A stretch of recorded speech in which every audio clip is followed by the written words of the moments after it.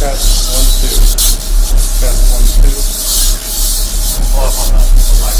Mr. Bryant, how does that sound? Can you hear me through the speaker? Very soft? Okay.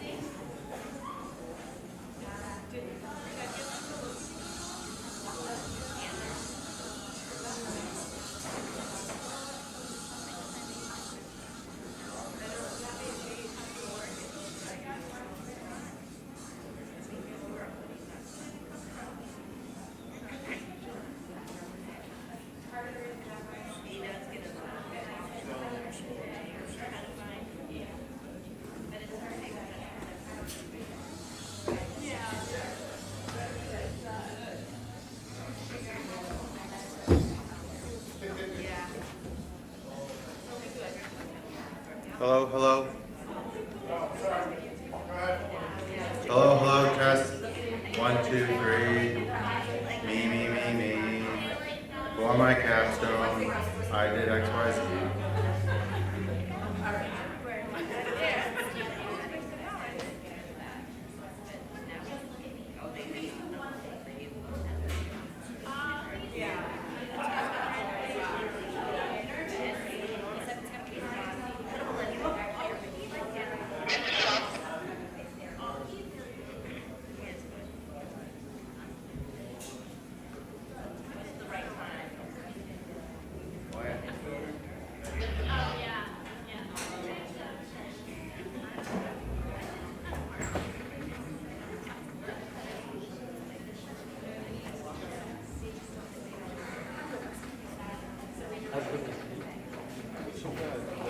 got the. Oh, what a cool angle. You get him. And then each put everything. That's cool.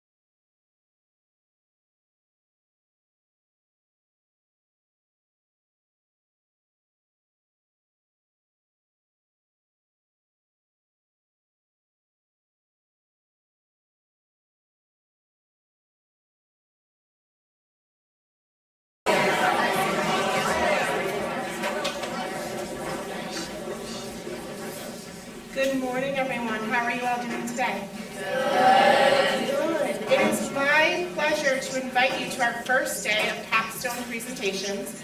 I cannot tell you how excited I am to hear from our 8th graders about the projects that they've been planning and implementing for the last year. They have all been practicing their speeches really hard over the last couple of weeks and are all extremely excited to present to you today, and maybe a little bit nervous. But I know that they are going to do an amazing job. They are an amazing group of students, and I'm really excited to hear from them. I guarantee you, you will leave today inspired by the actions of these young men and women in front of us. I cannot wait for them to share their projects with you. I would like to start by introducing two special guests that we have with us today. We have Congressman Jeff Roy and Dr. O'Malley, our former head of school here, to join us for our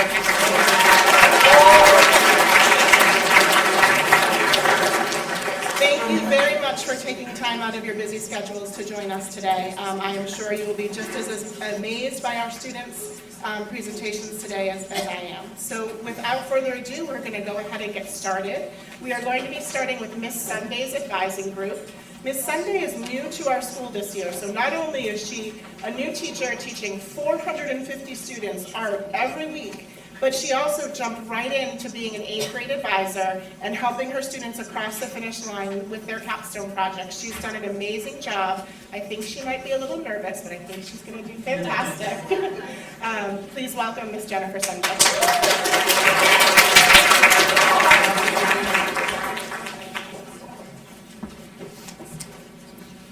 Hi everyone.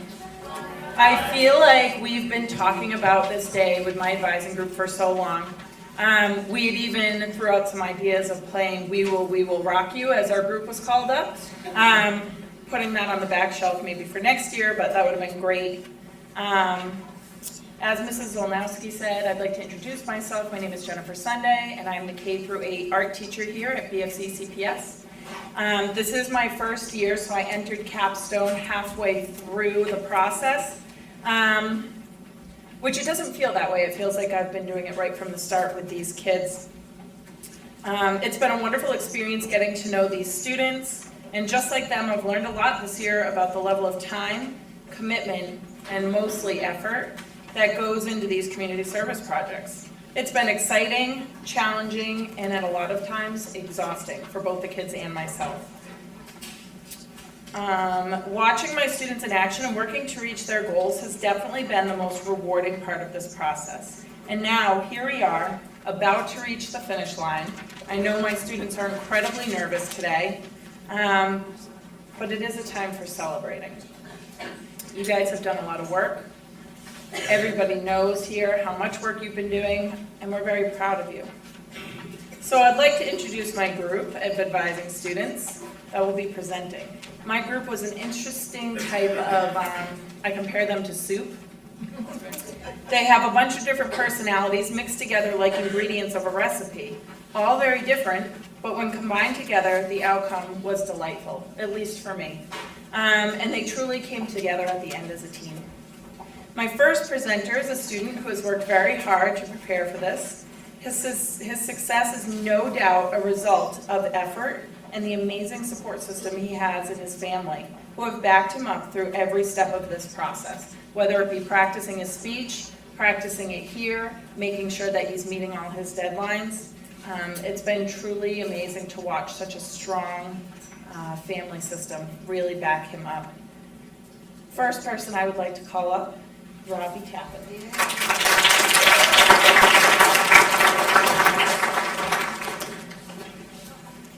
Fellow students, parents, faculty, and special guests of BFCCPS. My name is Robbie Tappan, and for my capstone project, I chose to work with veterans. I chose this project for multiple reasons. The main reason I chose this topic is because both of my grandfathers have served our country and now are veterans, and I thought this was a good way to honor them. Another reason I chose to do this was because I felt like veterans don't get enough attention, and I would like to change that. There were 3 parts to my capstone project: making thank you cards for veterans, holding a drive for books and magazines to benefit the VA hospital in Providence, Rhode Island, and going to the Bourne National Cemetery to lay wreaths on veterans' graves at Christmas time. The first part of my capstone project was to make cards for veterans to show our appreciation for their service. I became aware of an organization called Operation Gratitude, whose mission is to lift the spirits of the military and first responder communities across the country. This organization has shipped 1.7 million care packages to our veterans acknowledging their service. I contacted the organization and they said they would be happy to take my cards, and I was thrilled. Next, I reached out to a number of friends who were all able to come to my house and help. We completed a total of 50 cards, which met my goal. I shipped the cards to Operation Gratitude, and they were included in care packages and distributed to veterans near Memorial Day. I later received a letter thanking me for my contributions. This was an enjoyable part of my capstone because I was able to share it with my friends. The next step in my capstone project was to hold a book and magazine drive. I was familiar with the VA hospital in Providence, Rhode Island, and I chose to contact them to see if they had any specific needs. The VA hospital honors and serves all who have protected us by providing healthcare services to all veterans and their family members by following their 5 core values: integrity, commitment, advocacy, respect, and excellence. The Chief of Voluntary Services replied stating that they were in need of both books and magazines, and that would be a huge help if I collected them.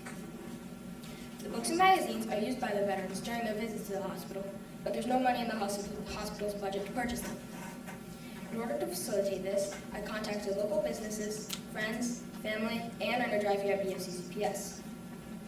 I was overwhelmed with the amount of support I received, and I'm happy to say that I collected and donated nearly 800 books and magazines, which far exceeded my goal of 100. It was very rewarding seeing the books go to a good cause. I later received a letter from the VA hospital thanking me for this donation. The third and final step of my capstone project was to collect money for and participate in a wreath-laying ceremony organized by Wreaths Across America at the Warren National Cemetery on December 17th. Wreaths Across America's mission is to remember our U.S. veterans, honor those who have served, and teach children about the importance of freedom. By communicating with family members, I was able to raise $300 enough to purchase 20 wreaths. To complete this step, my family and I headed down to the Warren National Cemetery to place the wreaths. At the end of the day, I was thankful for how the veterans gave up their lives to protect our country.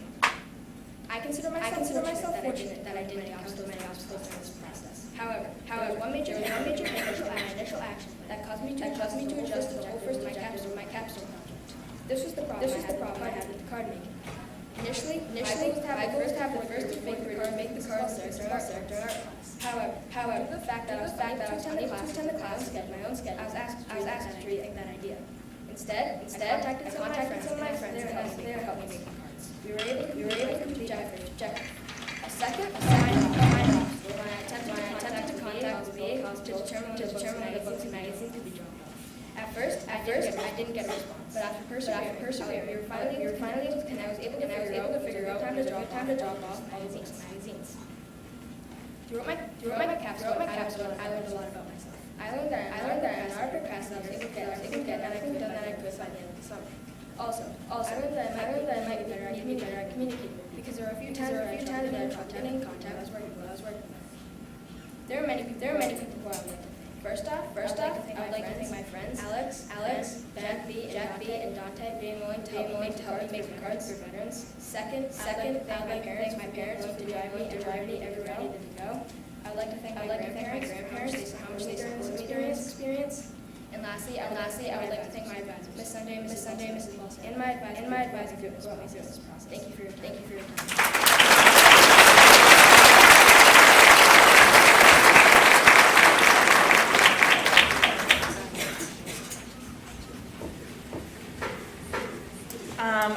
I could not have thought of a better student to start us off than Robbie Tappan. He was so prepared. He practiced so hard, and it paid off. That was very successful. Next, I'd like to call up my student, that student teachers that you know were sprinkled around the crowd, that we all love and appreciate. The one you can count on for extra help. The one that's always responsible, and the one that understands when another classmate says something, and you have to smack your forehead, like, and they know. That student in my advising group was Viva Kumar.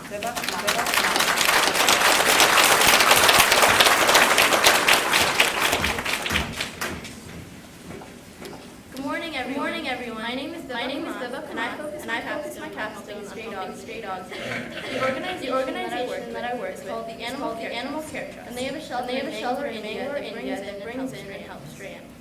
I chose to focus my capstone on this because India has more stray dogs than anywhere else in the world. I visit my relatives in India every few years. Every time I go, I can see these animals walking in the streets. Families can't afford to take care of them anymore, and they're forced to release them into the streets. They live very harsh lives, and they very quickly. They are not cared for properly, and many are abused or killed. Because of this, many dogs are hostile and rabid, and they can cause harm to the community they are in. When starting my capstone, I took the opportunity to help these construction my project around that goal.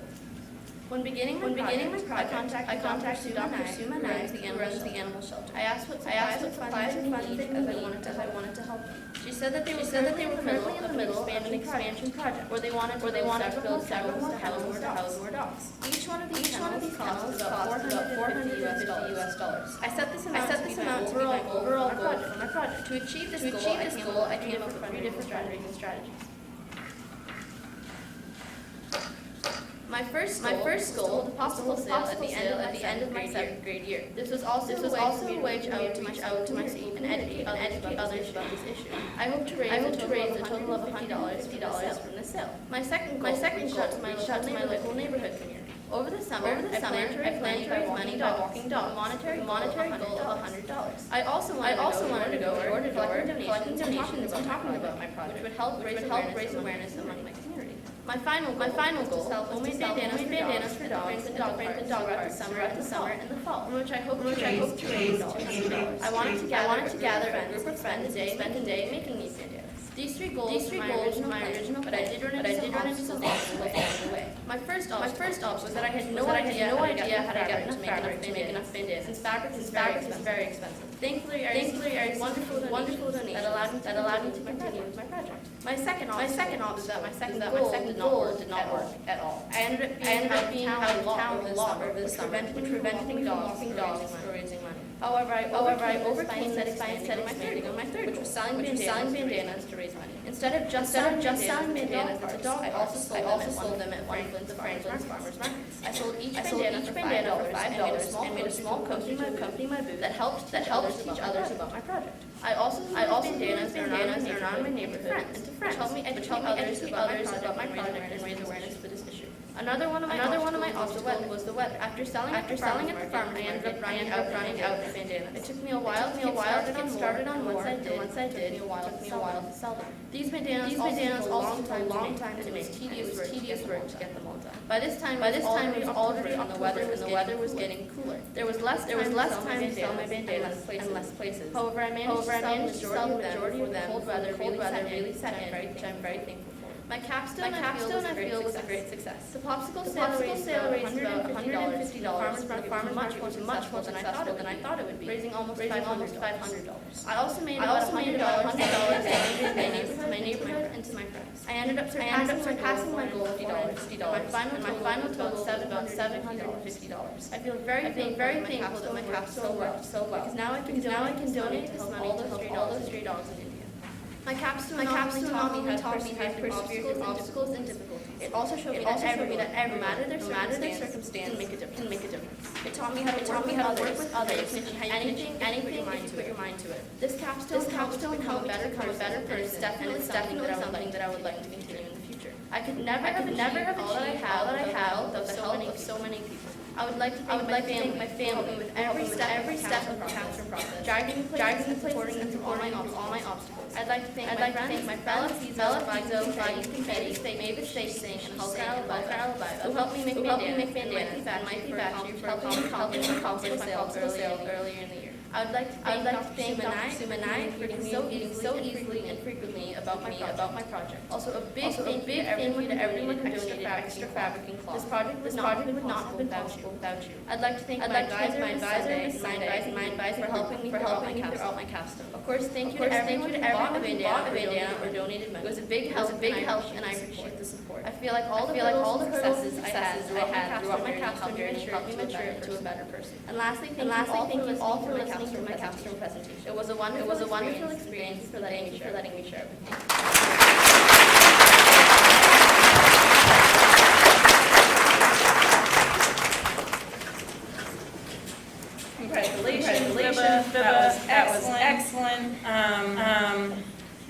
I watch her speak and I wish I could be like that because she just has such confidence when she's up here. There was no nervousness, just speaking, acknowledging the crowd. So I hope to be like that in my speaking. Next in our line of Capstone Presentations, I would like to call up a mine organization, also near and dear to my heart. Take a deep breath. Alex Lemon, come on up.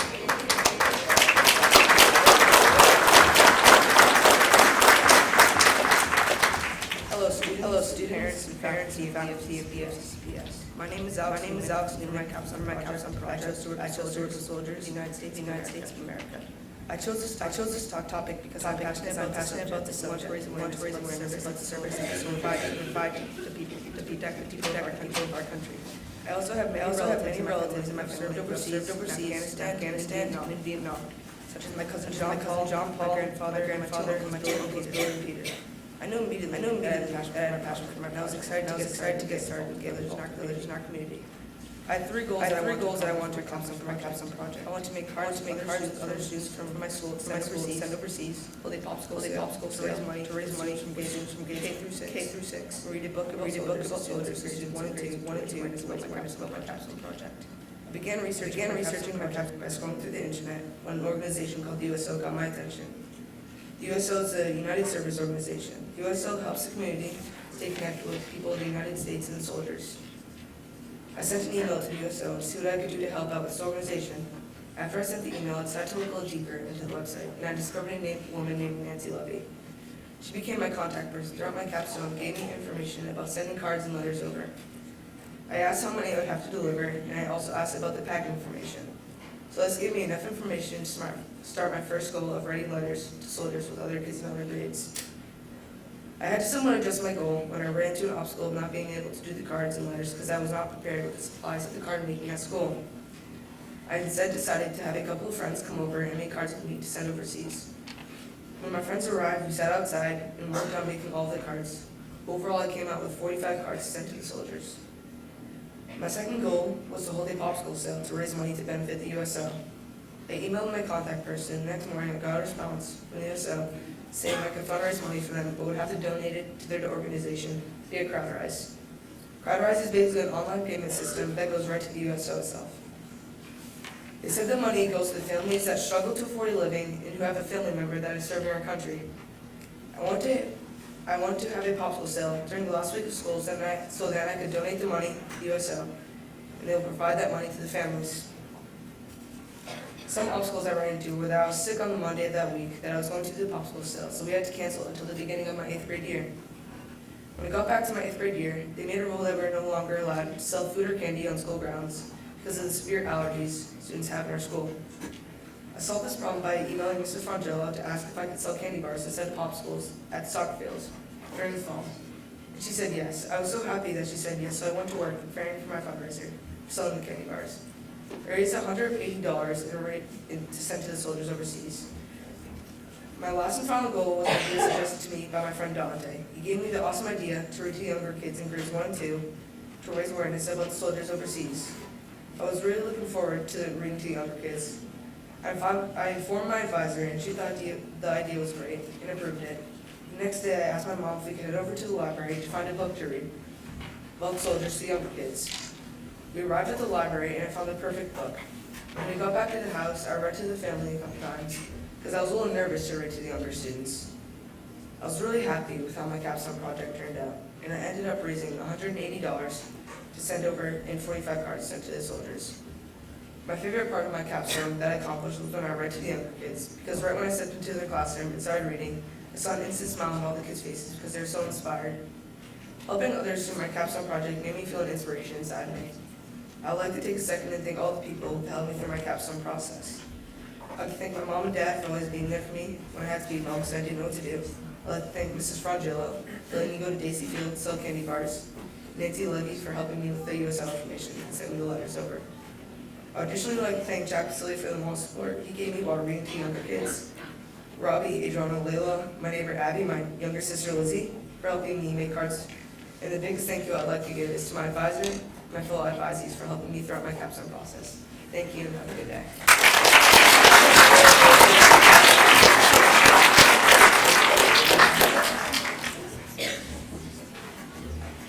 very happy for you, Alex. That was very well delivered. Now, I'm going to throw a little change up into the mix. This student's going to get a nice surprise. My next student has been a wonderful person to get to know. A student who has shown me a lot of growth since the first day of school. I hope this growth continues, and I really do hope that this student stays on that path of improvement. As teachers, we always find a handful of students that we feel really connected to and that we believe in and really push for, and this is one of those students for me. Philip Nadeau, I would like to call you on up to present.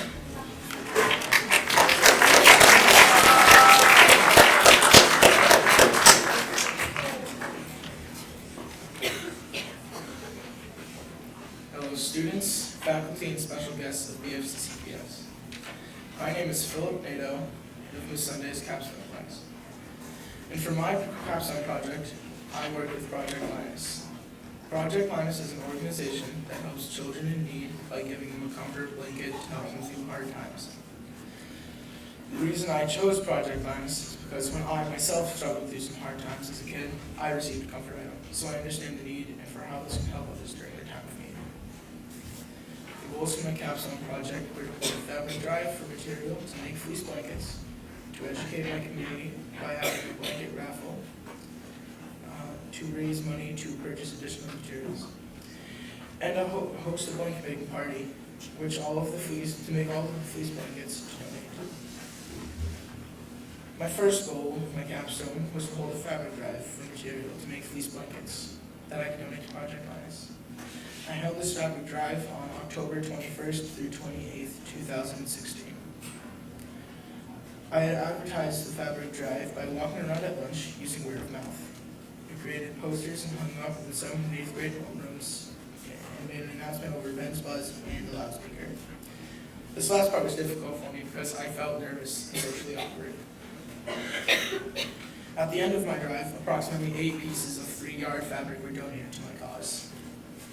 My next goal was to educate my community about Project Linus by having a blanket raffle to raise money to additional materials.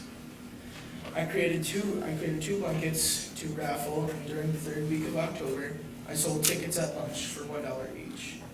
Every day for the week of my raffle, I walked around during lunch selling raffle tickets. I also sent home flyers to the 7th and 8th grade students to get their families involved in the raffle. In total, I raised $30 to buy more fleece material for my drive. For my last goal, I hosted a blanket making party to make all of the fleece and blankets to donate. On the 28th of 2016, my friends Mavis, Kevin, Vinay, Naril, Joey, my sister Alina, and my mother came to my blanket making party, and we successfully completed every blanket to donate to Project Linus. There were challenges that I faced during my capstone experience. One of them was my own procrastination. I kept saying, I'll do it tomorrow, and kept putting things off, which led me to getting a red light at the beginning of my project. Then another challenge came to me, because I was very interested in my original project. This meant I had to rethink my entire capstone project. So after some research, I found Project Linus and immediately joined them. I had another challenge getting in contact with the Greater Boston area branch of the organization. I sent multiple emails and calls to them. In the meantime, I started to get the rest of my capstone project by setting up dates. Finally, I was contacted back by a woman named Amy Peterson, the Greater Boston branch representative. She gave me information like when and where I could drop off the blanks for donation, and we worked out a time and arranged a date for drop-off. And then, when it finally came time to do it, I was a little nervous. A million things ran through my head, like, what if the blankets weren't made properly, and what if they shrank in the wash? It turns out, this was all in my head. Everything was fine once I finally dropped them off. I have a lot of people to recognize and thank that helped me through my capstone project. I'd like to thank my mother for driving me and dropping me off and supporting me. I'd like to thank Ms. Sunday for being the best possible advisor I could ask for in year 2. I'd like to thank everyone who came to my blanket making party, and Mr. Purnell, and to all of you, thank you.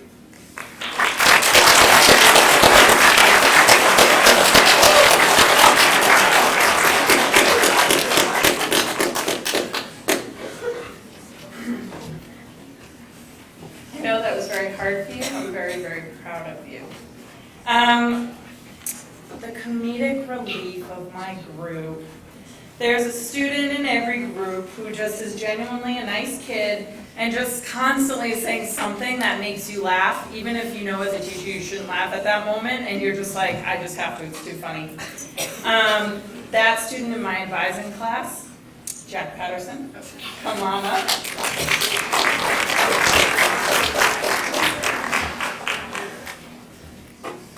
Good morning, students, teachers, and parents. My name is Jack Patterson, and I'm here to tell you about my Capstone project. For my Capstone project, I chose to work with the Special Olympics. The Special Olympics are a nonprofit organization who work with kids that have mental or physical disabilities. I chose the Special Olympics because sports have always been in my heart. I grew up loving sports, and I always will. I also chose this because I got inspiration from an 8th grader last year. The 8th grader presented during the Capstone Presentations, and I saw that this was such a great idea, and that I figured that I should do it myself. My 3 main goals for this project were to volunteer at least 8 hours at the Special Olympics, donate at least 10 pieces of sports equipment to the Special Olympics, and spread awareness to the BFCCPS community. For my first goal, I successfully volunteered all 8 of my planned hours on Sundays from the beginning of October until the end of November to fulfill my volunteer hours. I played soccer with the kids, and it was very fun. I was not a coach, but when the kids needed a friend or some help, I was there to help them. I partnered up with kids every time, and I kept them on the right track. The kids were very nice, and they loved playing soccer. My second goal was to hold a donation drive. I finished my donation drive by holding one at the end of October, from October 24th to October 28th. I found that kids and families in the BFCCPS community were very generous, and they donated many different pieces of sports equipment to the drive. It was very nice of everyone, and I was able to donate all the sports equipment. This was great for the kids because they all love new sports equipment, even if they aren't the ones who own it. My third and final goal was accomplished by going around and talking to different age level classes, handing out flyers that described what the Special Olympics are and how they can help those with special needs. All of my goals were able to be accomplished, but there were challenges and many other obstacles I had to face to get them done. One of my main obstacles that I, myself, created was procrastination. I learned that you do not want to wait and do this project right before it is due, or you will not do it as good as you can. If you procrastinate, you will not get as good as a result, and it will be very hard and rushed, and you will not feel as good after doing this project. My original action plan had me scheduled to volunteer over the summer, spread awareness, and have my donation drive done by the end of September.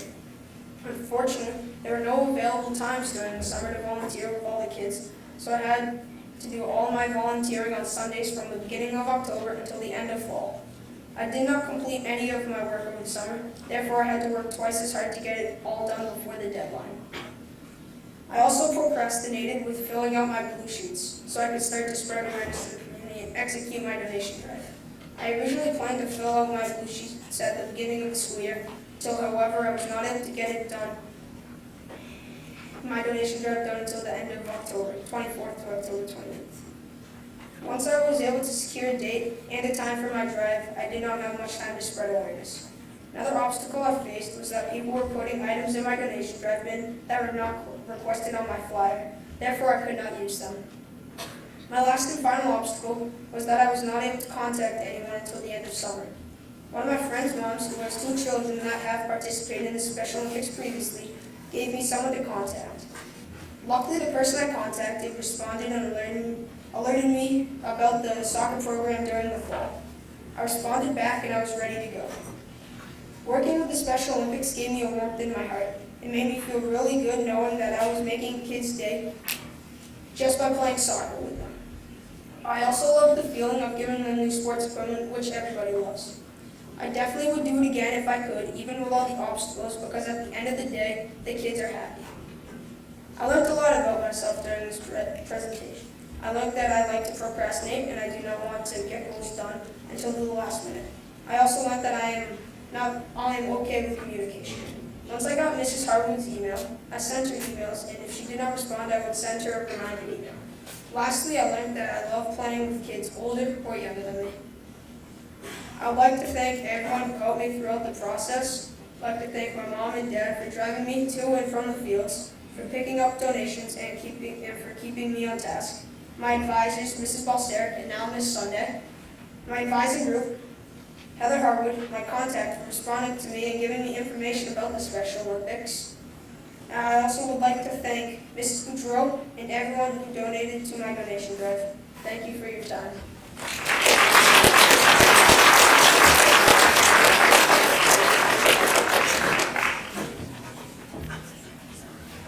Congratulations, Jack. Jack was my only student that, when he first presented his speech, it was over 6 minutes long. And we actually had to take parts out of it. He was very, very thorough, so I'm really proud of him for that.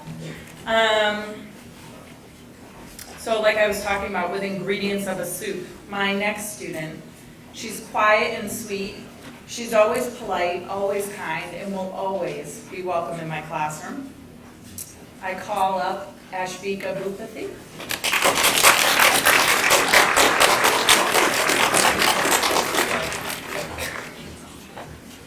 Good morning. My name is Ashvika Bhupathi, and I chose recycling as a focus of my capstone work. Recycling is very beneficial to our world, and we should recycle every day. Recycling is important because it lessens the impact of natural resources. Recycling is important to the environment for a variety of reasons. First, if we do not recycle, forests will diminish and be gone forever. If we do not recycle, landfills could get filled up and we would not have any space to put our trash. Our planet would also be full of pollution, which would make it hard for us to survive. I chose recycling as my capstone project because last year in Chennai, Tamil Nadu, a flood occurred due to sewage pipes being clogged and the water was not able to drain out. If people had been more proactive with recycling, then the flood would have not happened in the first place.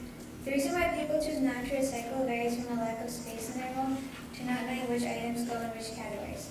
Through my capstone project, I hope to spread awareness about the recycling needs of our community. My first goal for my capstone project was to create a park cleanup group and organize a cleanup. On August 20th, 2016, I went to New Bedford with my dad and sister and we cleaned up trash around New Bedford for 2.5 hours.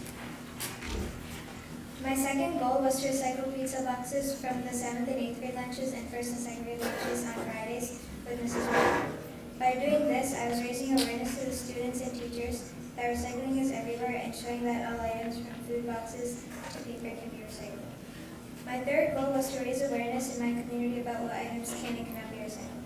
I did this by creating flyers that had a list of items that can and cannot be recycled, which I then took home and handed out to my neighbors in my community. Like many projects, I had some obstacles in completing my goals. My first obstacle was that I did not properly communicate with the director of Keep Mass Beautiful for organizing and creating a park cleanup. This caused me to participate in a cleanup that Keep Mass Beautiful was directing. The name of this cleanup was Sweep and Clean New Bedford. I participated in this cleanup with my dad and sister in the cleanup around New Bedford for 2.5 hours. My second obstacle was that my third goal did not make sense, which is why I had to change my third goal. With help of Ms. Sunday, I was able to change my original goal and create a new one to raise awareness, where I passed out flyers to my neighborhood of what items can and cannot be recycled. I had thought that I would not have any more obstacles in my project, but I did. The third obstacle in my project was when I printed out flyers. When I went to receive my flyers from the printer, Mrs. Magaro had said that one of the items that I had put were recyclable was actually not 100% recyclable. I found out that you can only recycle plastic bags if it is recyclable. Also, you must recycle plastic bags with your recycling printer, they say. After I found out about this, I went through the flyers and had to put a specified when recycling. These are all the obstacles I had. Overall, I enjoyed completing my capstone project. I learned that I'm not good with communication, and I also learned that if I fix my mind on a task, I will be able to accomplish it. I also learned that I procrastinate more than I thought I did. Thank you to Mrs. Balseric for helping me start my project and Ms. Amy for helping me finish my project. Thank you to Mr. Perna for approving my project. Thank you to my dad and sister who helped me in the park cleanup. Thank you to Mrs. McGovern for helping me recycle pizza boxing on Fridays. Thank you to my mom who told me about recycling plastic bags in certain places. And thank you to Mrs. McGovern for helping me fix my colors. Some people choose not to recycle. Some people think that recycling is inconvenient and that they shouldn't put in the extra care and time to do it. By recycling, we are protecting our environment from harm and getting polluted. Recycling is our way of thinking here. Thank you everyone for listening and thank you.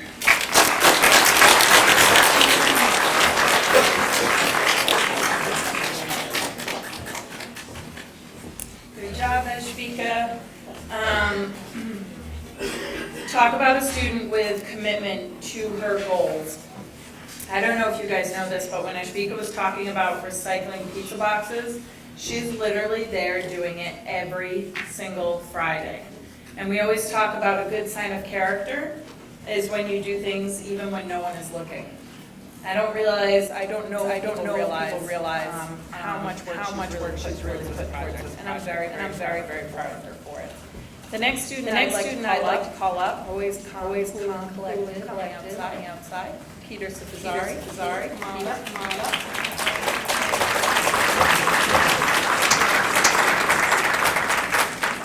Hello, faculty, BFCCPS. My name is Zari, and I'm here about my capstone experience. For my capstone project, I chose to do conservation cleanup. The reason why I chose this as my capstone project, I've always been interested in sciences and the jobs they do. An important part of their job is to protect and support the laws of the game. I wanted to educate my family and community about wildlife conservation and why it is so important. I had three goals to complete my capstone project.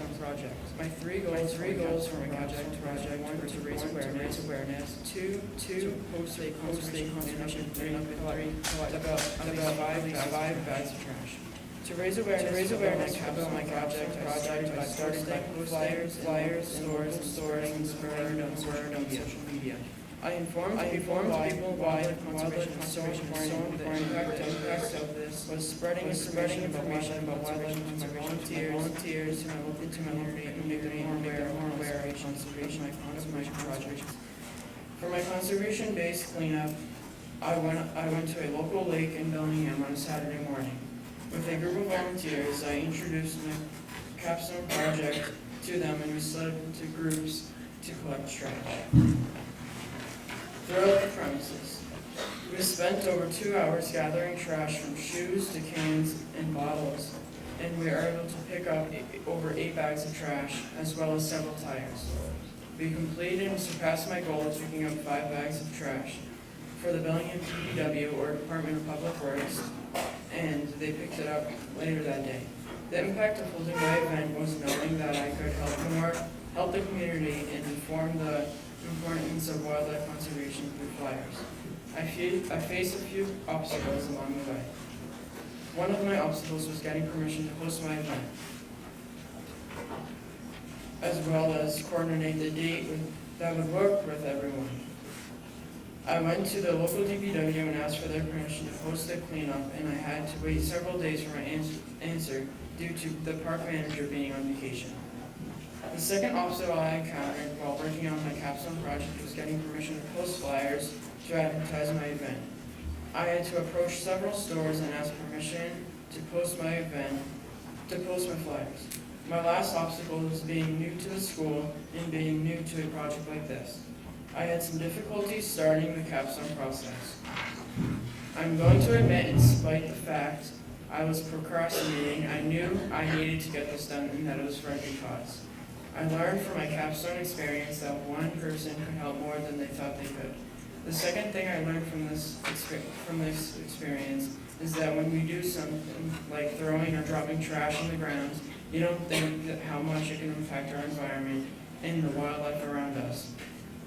The people that I would like to thank that helped me complete my capstone project are my advisor, Ms. Sunday and Ms. Bolseric, my advisees, my brother, who used some of his military leave to help me, my volunteers, the Bellingham DPW, and mostly my parents, because they supported me and encouraged me throughout the process. Thank you for listening to my capstone presentation.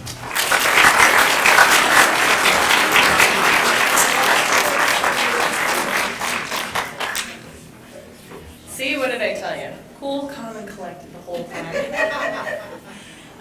Last is a student of mine who's not afraid to tell it like it is, even if that involves mentioning, quote unquote, teenage Kardashian wannabes in his original draft of his paper. He's always keeping me on my toes. Truth. But it's been wonderful getting to know him. My last presenter, I'd like to call up Connor Videos.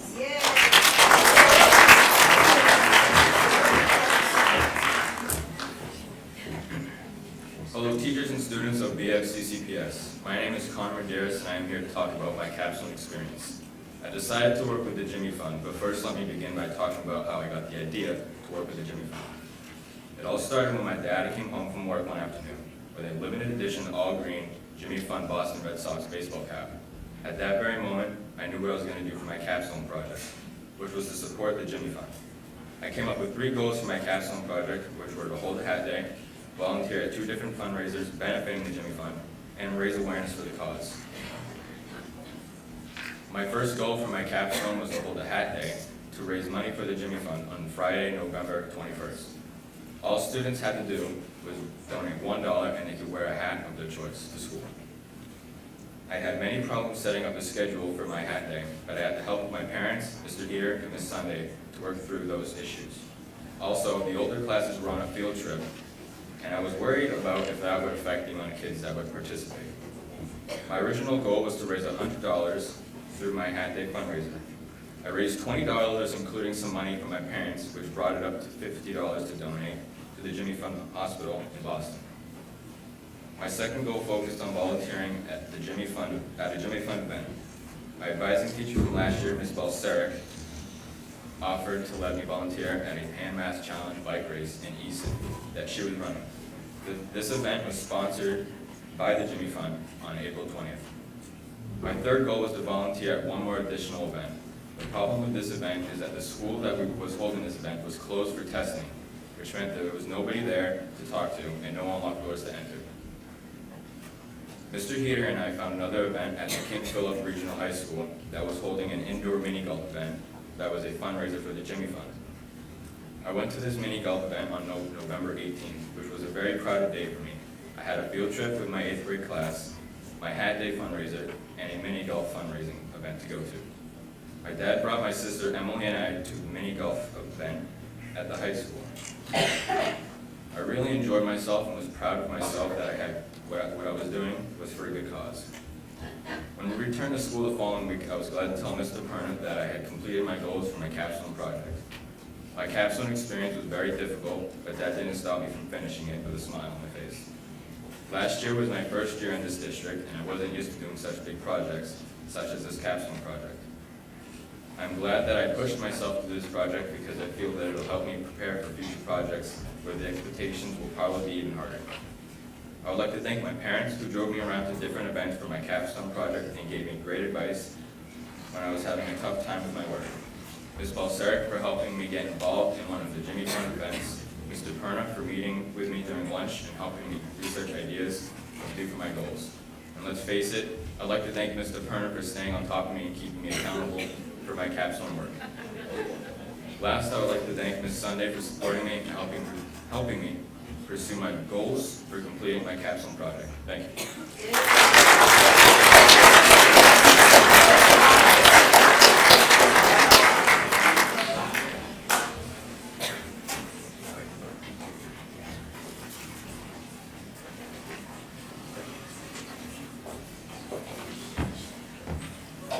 Fantastic job, Miss Sunday, and your advising group. I would like to ask Miss Sunday's advising group please stand so we can give them one more round of applause.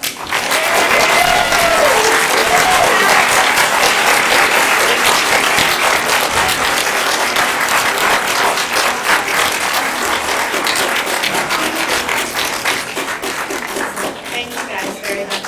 I would now like to introduce Miss Fallon, who is going to go ahead and do her advising group.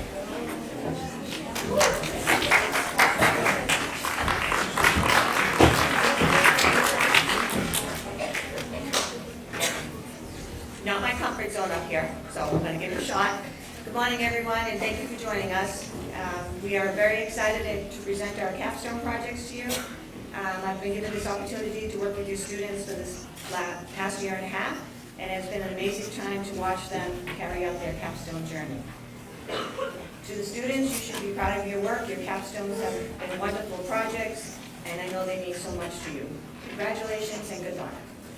My first student that I'd like to introduce is Vinay Balaji. Vinay worked diligently on his capstone by making cards and fundraising to buy toys for children visiting Boston Children's Hospital. Vinay?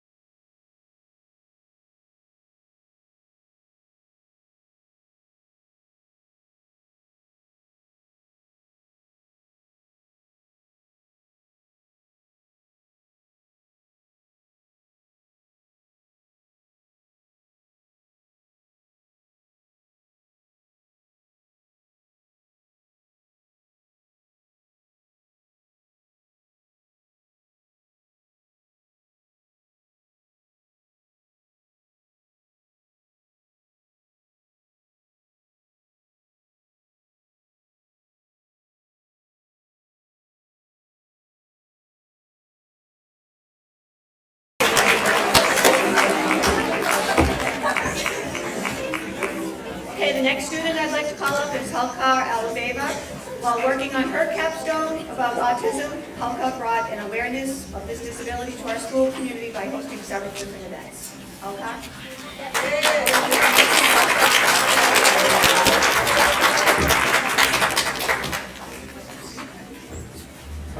Hello students and faculty of BFCCPS. I hope you're all having a good day. My name is Holker Leviva, and for my capstone, I chose to raise money and awareness for a developmental disorder called autism. Autism is defined as a mental condition present from early childhood, characterized by difficulty in communicating and forming relationships with other people, and in using language and abstract concepts. A person with autism is likely to be very sensitive to noises, sensations, bright or flashing colors, and smells, as they affect their acute senses, referred to as sensory overload. Movie theaters, fireworks, and some textures of clothing can overload an autistic person's senses. They can also have a wide variety of triggers that can spark a meltdown. It is not uncommon for people with autism to repeat certain behaviors and tics many times. However, this is not to be confused with obsessive compulsive disorder, or OCD, as a person with OCD repeats or performs certain behaviors because of the idea that something bad will happen if they do not complete these behaviors, whereas autistic people repeat behaviors to satisfy sensory craving or to get a better understanding of their environment. Autistic people struggle with communication, as said before, such as expressing what they want or need at a given moment, communicating non-verbally through body language and facial expressions, and speaking at normal pace and tone. Autistic people may have echolalia, a condition in which a person repeats something they heard. Immediate echolalia is repeating something they heard at that moment, and delayed echolalia is repeating something they heard earlier, such as a sentence from a book or TV show. They also have trouble meeting and forming lasting relationships with new people, or even the people around them. Some famous people who have autism, or have expressed many traits of autism but were never properly evaluated, include Thomas Jackson, Albert Einstein, Wolfgang Amadeus Mozart, Emily Dickinson, Michelangelo, Sir Isaac Newton, and more. Autism, like any other disability, should never be used as an insult or be made fun of. Autistic people may appear to be somewhat less intelligent because of their behavioral issues or sensitivities. They are human beings with their own characteristics, their own faults, and their own special talents, just like everybody else in this room. I chose this project because a close family member of mine suffered from autism when he was younger, and he's better now, and he is happy, and I want to honor the people and organizations who made that possible, like early intervention. Early intervention helps kids with developmental impediments and gives them the tools they will need later in life to become successful adolescents and later adults. My goals were to have a day where everyone will go to school, sell my bracelets during lunch to the younger and older grades, and hold a bake sale at the youth group age to go to share. My first and second goal was successful, and I raised the awareness and money that I wanted to. However, I did not plan my third goal, the bake sale, well enough. And as a result, I changed the goal going door to door in my neighborhood and selling my bracelets, which also raised money and awareness. The major obstacle I faced was procrastination. Everyone says that's because everybody did go through it. I got very little, if nothing, done over the summer, wasting valuable time, leading to my next obstacle, time management. Time management is also very tricky for me, as I tend to assume I had more time than I actually did. However, many good things did come out of my project. I raised money through bracelet sales, almost $100, all of which will be going towards helping the foundations and organizations that made my family members' recovery possible. In addition, everyone who bought a bracelet became a tiny bit more aware about autism, as is everyone currently in this auditorium listening to my presentation. I'd like to thank my advising group and my advisor, Mrs. Fallon, for not failing to be honest and speak up with their ideas, and Mrs. McCoy, who helped me organize what I wanted to say and how to proceed with my goals. I'd also like to thank my mother, who constantly reminded me what I need to be doing for being tolerant and cranky late night attempts to get work done. In addition, I want to thank everyone who has bought a bracelet for me for their generosity. Last but not least, I'd like to thank the audience for their respectfulness and attention. A piece of advice to seventh graders just starting capstone: don't overthink things. When you overthink, you get stressed. When you're stressed, everything seems so big and so complicated, and you find yourself wondering how on earth you're going to be able to complete this enormous mountain of a project. Trust me, I've been there. Just relax, enjoy what you can, and don't be afraid to ask for help.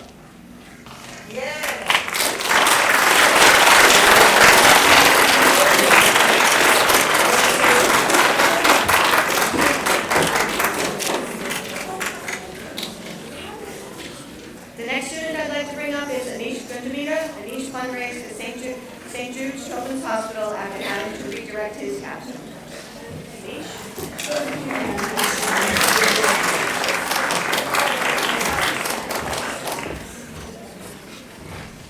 Hello all, my name is Anish Gilmetta. I'm going to talk to you about my capstone with St. Jude. First, for those out there that don't know what a capstone is, it's a community service project that our school sponsors. We had the ability to pick our own project, so I picked St. Jude Children's Research Hospital. It's a non-profit organization that I'm more than proud to have helped. I was in need of a project where I could have a hands-on experience, but also someone to guide me along the way. I found St. Jude's as an ad for a website that listed ways to contribute. They're virtually everywhere, so finding them made sense to me. I started at once by making a fundraising page and registering to walk in a local event, only to discover that St. Jude is made up of some of the most kind, caring, and considerate people on the planet. They fight childhood cancer and have helped to bring the childhood cancer survival rate from 20% to 80%. St. Jude never sends a bill to their patients because cancer is more than enough of a problem for the hardworking families going through distress. They are the second largest healthcare charity in the United States, which is why St. Jude's is recognized by 4 out of every 5 average Americans. They've helped and affected a large community, even providing treatment to a family-friendly plan. Well, you may be wondering how a hospital that doesn't get paid can still survive with medicine, housing, and staff costs. Well, it costs $1 billion to operate St. Jude this year. And about 3/4 of that is raised by people like us, who thanks to projects like the Capstone Project, had the opportunity and gratefulness to learn and help fantastic organizations like St. Jude. All the doctors work for free at St. Jude that are provided with their daily necessities. The Capstone Project has shaped my thoughts on community service. It's definitely tested my patience and perseverance. You've heard about this great organization, but it seems like a 14-year-old boy can't raise $750 million by himself. People all across the United States and even in other countries try to donate in some way, shape, or form to St. Jude, whether it's walking, volunteering, or even just donating money. I knew my contribution may end up being minimal compared to the required funds to run St. Jude, but if we all went into community service thinking that, then we would never attempt to do any community service. I reached out to friends, classmates, family members, and even other organizations. I did a few small fundraisers, but more than that, I wanted every single person in this room right now to know about St. Jude.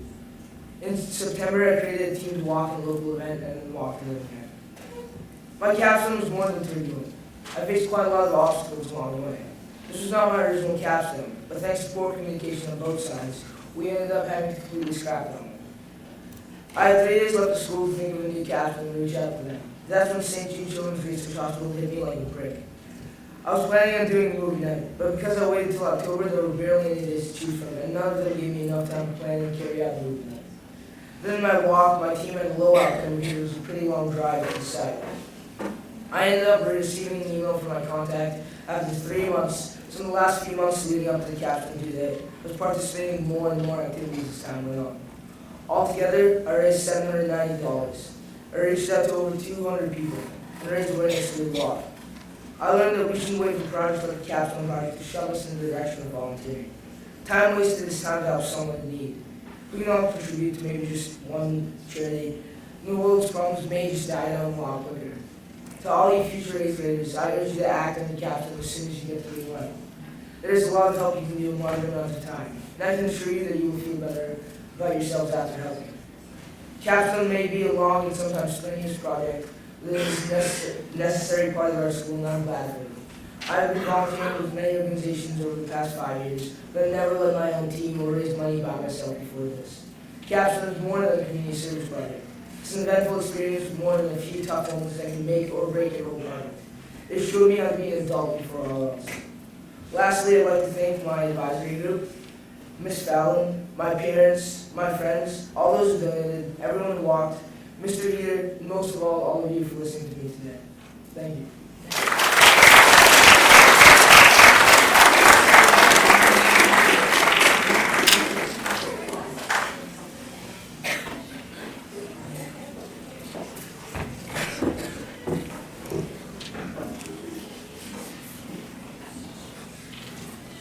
My next student is Ethan Park. Ethan collected books for an organization that helps replace books that have been destroyed by natural disasters. Ethan?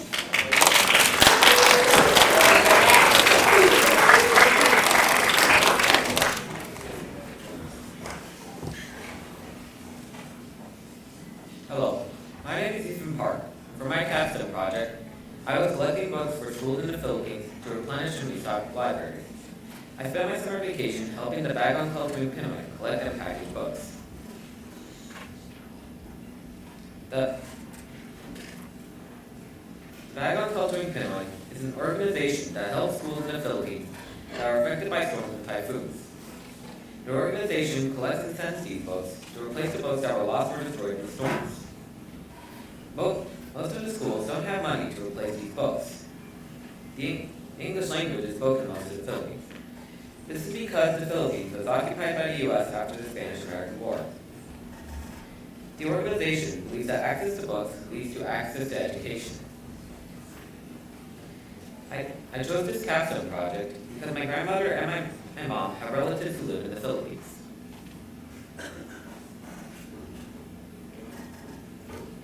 Our first goal was to collect books from donation bins I set up at school and my church. The second goal was to volunteer at the Bag on Culture and Pinoy packaging books. My third goal was to tell people about my capstone and how they could help.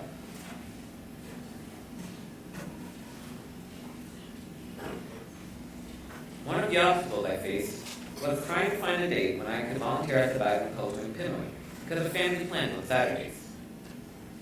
The distance was also an obstacle, since it was a 75-minute ride to Linfield from Franklin. The second obstacle was at the book collection at church, since a lot of families were away, where it was hard to spread the word. The third obstacle I faced was trying to find a way to communicate my book drive to the BFCCPS community.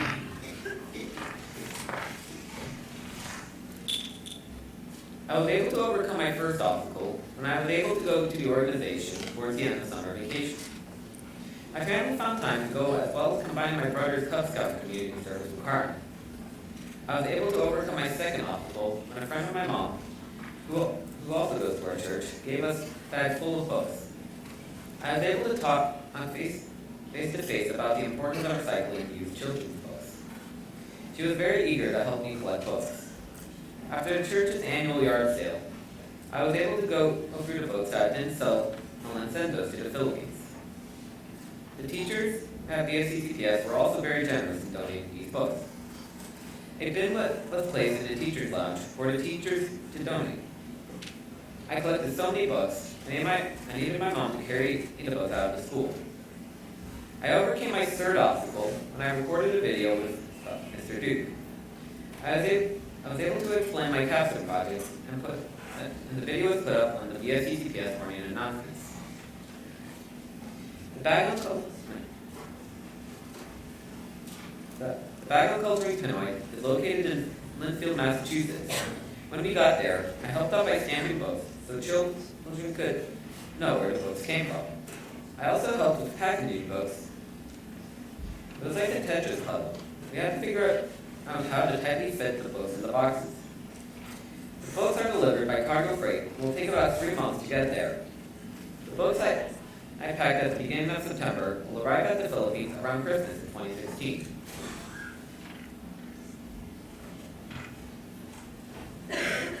I like to say salamat, which is the word thanks in Filipino, to my mom for giving me the idea for this capstone and for helping me through it.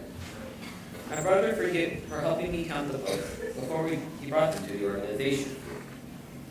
My sister and my advisor, Mrs. Fallon, for giving me advice. Dr. Linda Ott, who is a friend of my mom, who also volunteers at the Bag on Culture in Pinoy. She sent me words of encouragement that I was making a huge difference in the lives of students in the Philippines. And finally, the Bag on Culture in Pinoy and the volunteers who want to see their villages and hometown schools excel in education through reading.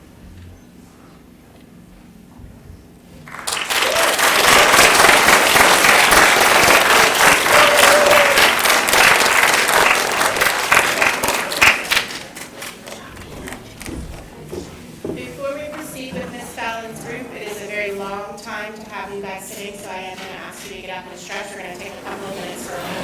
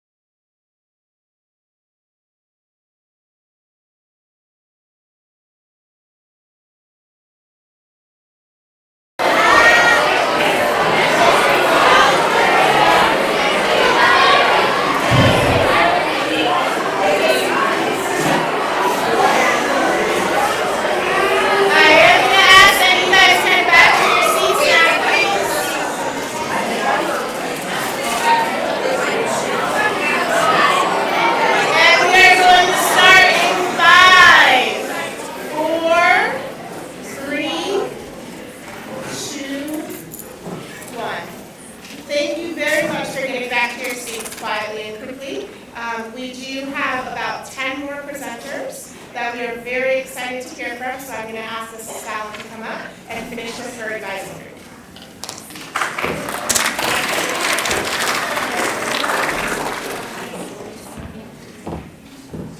Okay, so next, my next student is Sai Farrakalla. Sai's capstone is about bringing awareness of kids at risk by working with an organization and collecting winter outerwear. Sai?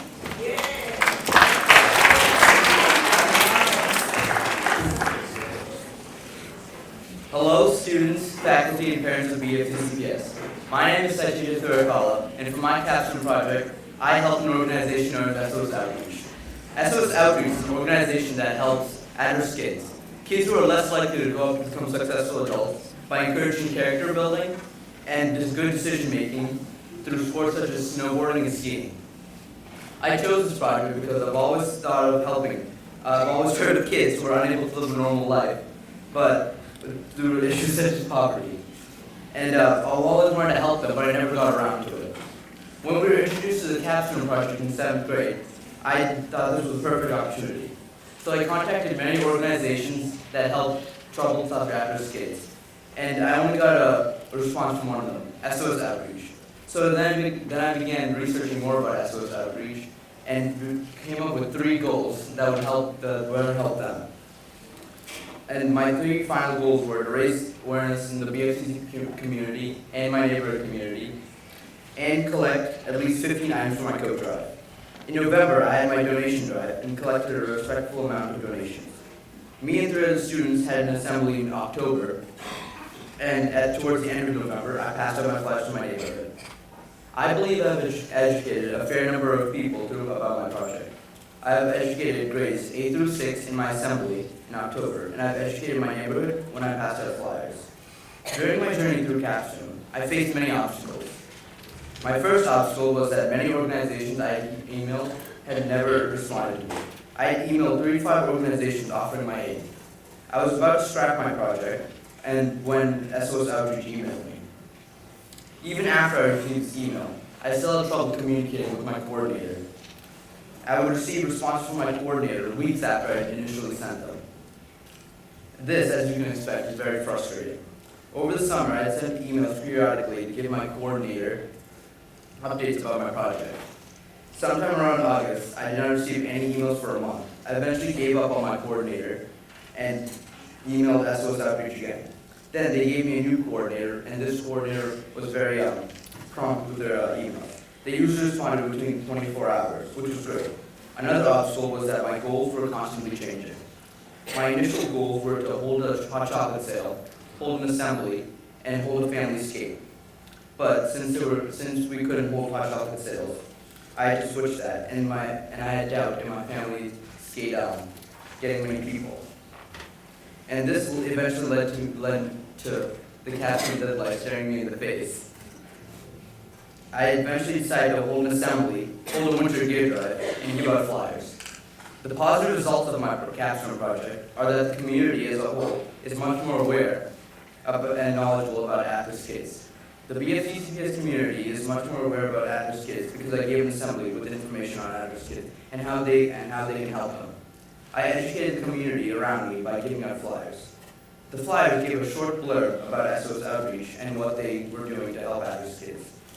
The kids at SOS Outreach have also received some winter clothes, relieving some financial pressure on SOS Outreach. What I've learned from my Capstone project is that we at BFCCPS are very lucky. Some kids in America wake up in the morning not knowing if they'll have breakfast or not, or if they'll ever go to school. From the stories of kids on the SOS Outreach website, and the stories my coordinators told me, I've wrapped my mind around how lucky we are. We get 3+ meals a day, a soft bed, a loving family, and much more. Some kids don't have any of these. Lastly, I would like to thank everyone who helped me through my Capstone journey. I would like to thank Ms. Tom and my advisor group for helping me brainstorm goals and helping me in general. My parents for guiding me through my Capstone and mailing all the clothes to Colorado. Lucy Morell and Marie Tarantino for being my coordinators at SOS Outreach. And Mr. Perrin and Mr. Gier for helping me throughout my project. I would not be standing here presenting if it wasn't for every person I mentioned.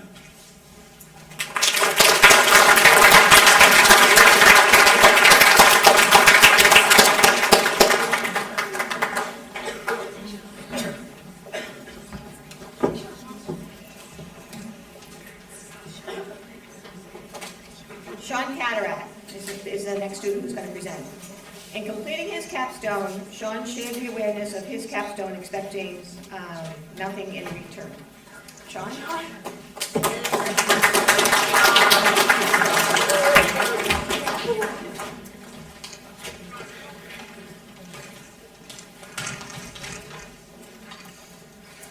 Hello students, faculty, and parents of BFCCPS. My name is Sean Cataret, and for my capstone project, I decided to work with Frederick's Ataxia Research Alliance, or FARA for short. When I was looking for organizations to work with, I found a lot of big organizations that I already knew about. But then that got me thinking, what about the small ones that not a lot of people know about? That's when my mom came in. She suggested that I work with Frederick's Ataxia Research Alliance because when I was young, my grandmother had Frederick's ataxia, and sadly, she passed away when I was very young because of it.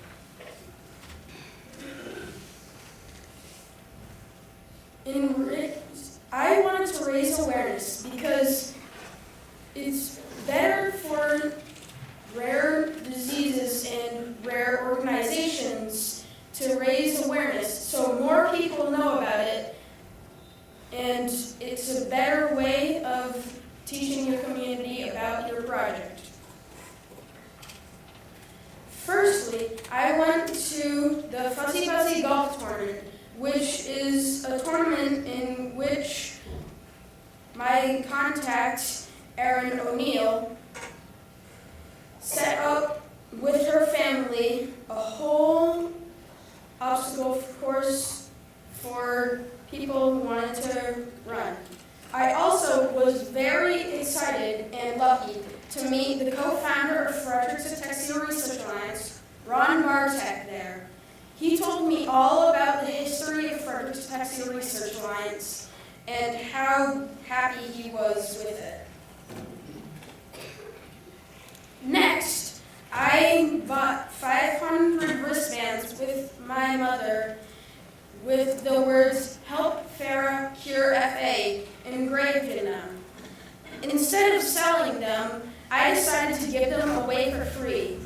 I also included a sheet of fun facts about the disease and how you could help.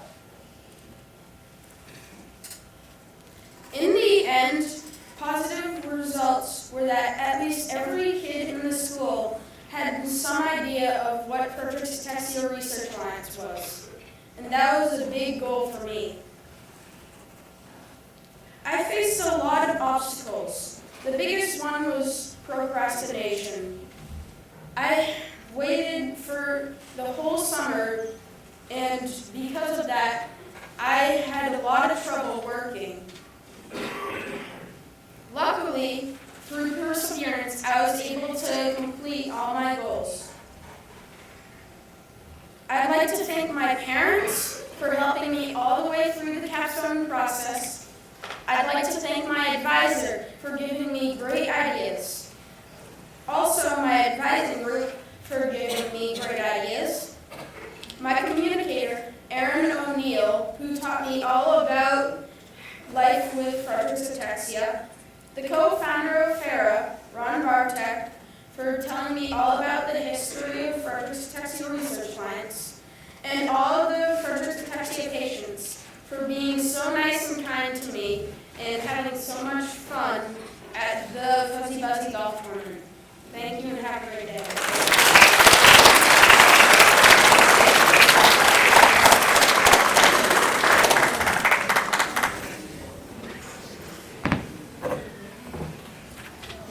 Okay, the next student is Layla Frankina. Layla's capstone is about promoting youth fitness and giving back to the community by collecting and donating sports equipment.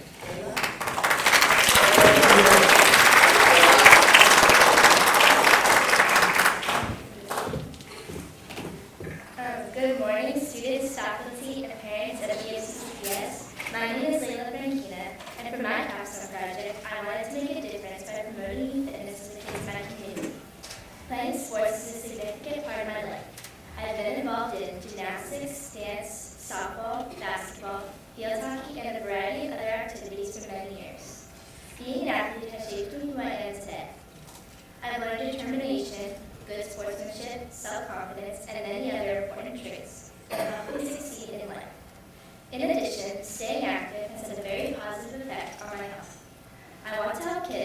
same experience in order for them to grow as a person and have a healthy lifestyle. I set 3 goals for myself to complete my project. My first goal was to work directly with kids to increase their physical fitness, encourage them to be active, and boost self-confidence. My second goal was to raise money for local youth sports programs in town. Finally, my third goal was to collect and provide youth sporting equipment for local sports programs. By setting these goals, I hope to successfully accomplish each one of them and creating a positive impact on the community to give me a strong action plan. Along the way, I did encounter a few obstacles when trying to complete my project. One obstacle I encountered was getting in contact with various organizations. The original organization I wanted to work with did not reply to my outreach emails, so I reached out to a different organization as well, but they did not get back to me either. I did not give up, and I reached out to a third organization, who did respond to me within a few days. Another obstacle I faced was staying on task. I sometimes found myself putting off work on my capstone project, even though I did want to get it done and over with. I kept reminding myself the words of Benjamin Franklin, never leave that till tomorrow which you can do today. Although I was challenged with these obstacles, I had positive results in the end. For my first goal, I wanted to work directly with kids to increase physical fitness. I looked forward to this being one of the most rewarding parts of my project. I successfully completed this goal by assistant coaching my younger sister's softball team during games last spring season. I helped to make sure the girls knew their fielding positions, gave them guidance, encouraged them to cheer on their team, and helped to keep order on the bench. For my second goal, I wanted to raise money for local youth sports programs in town. I held a fundraiser at Panera Bread for the Franklin Girls Softball Association, FGSA, during their spring softball tournament. I worked hard to promote this throughout the community, hanging signs, talking to people, and posting through social media to spread the word. Despite all these efforts, I did not raise as much money as I had hoped for. However, I did educate people about my project and raised awareness. For my third goal, I provided youth sporting equipment for local sports programs. On opening day for softball, I held a donation drive where people could donate equipment and take equipment as needed. Many parents were so surprised this equipment was for free, and nothing was expected in return. It felt wonderful to help out families in need. It was inspiring to see so many kids excited to play softball and use their newly found equipment. My capstone journey was long and hard, but I achieved great success and satisfaction. It felt good to make a difference in my community. I would like to thank the following people for helping me complete my project. My family for helping me stay on task and for helping me with the donation drive. Rob Mosher and Don Stahl of the MGSA for letting me hold an equipment donation drive on opening day, and for all of their cooperation with my project. Bob Hitchens for letting me assistant coach his girls' recreational softball team. Panera Bread for holding my fundraiser at their location. My advisor, Ms. Fallon, and my advising group for all of their support throughout each step. And Mrs. O'Malley for encouraging me to move forward on my capstone. Through my capstone, I learned that like in sports, things may not always be easy, but you can always overcome them with hard work and lots of determination. Thank you all for listening, and I hope my project has taught younger athletes that fitness can be fun when you play a sport that you love, and that lessons learned on the field can make you a better person off the field.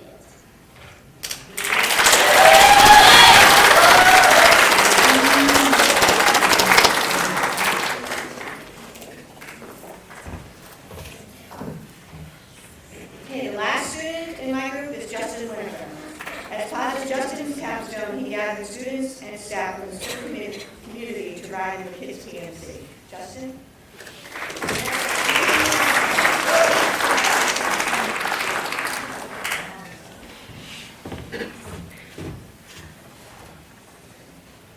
Good morning, students, faculty, parents, and special guests of BFCCPS.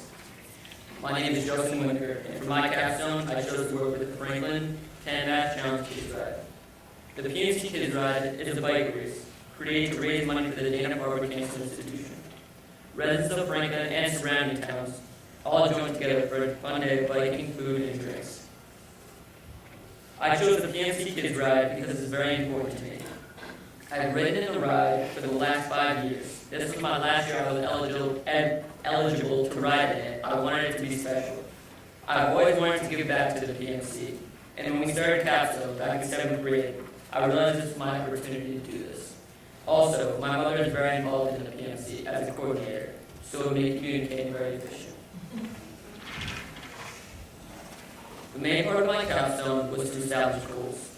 During my capstone process, I placed a vast amount of focus on them. My 3 goals were to raise awareness about what the PMC was and how they aid cancer research, have at least 10 people ride in the PMC along with me, and lastly, to raise $500 to donate to the PMC.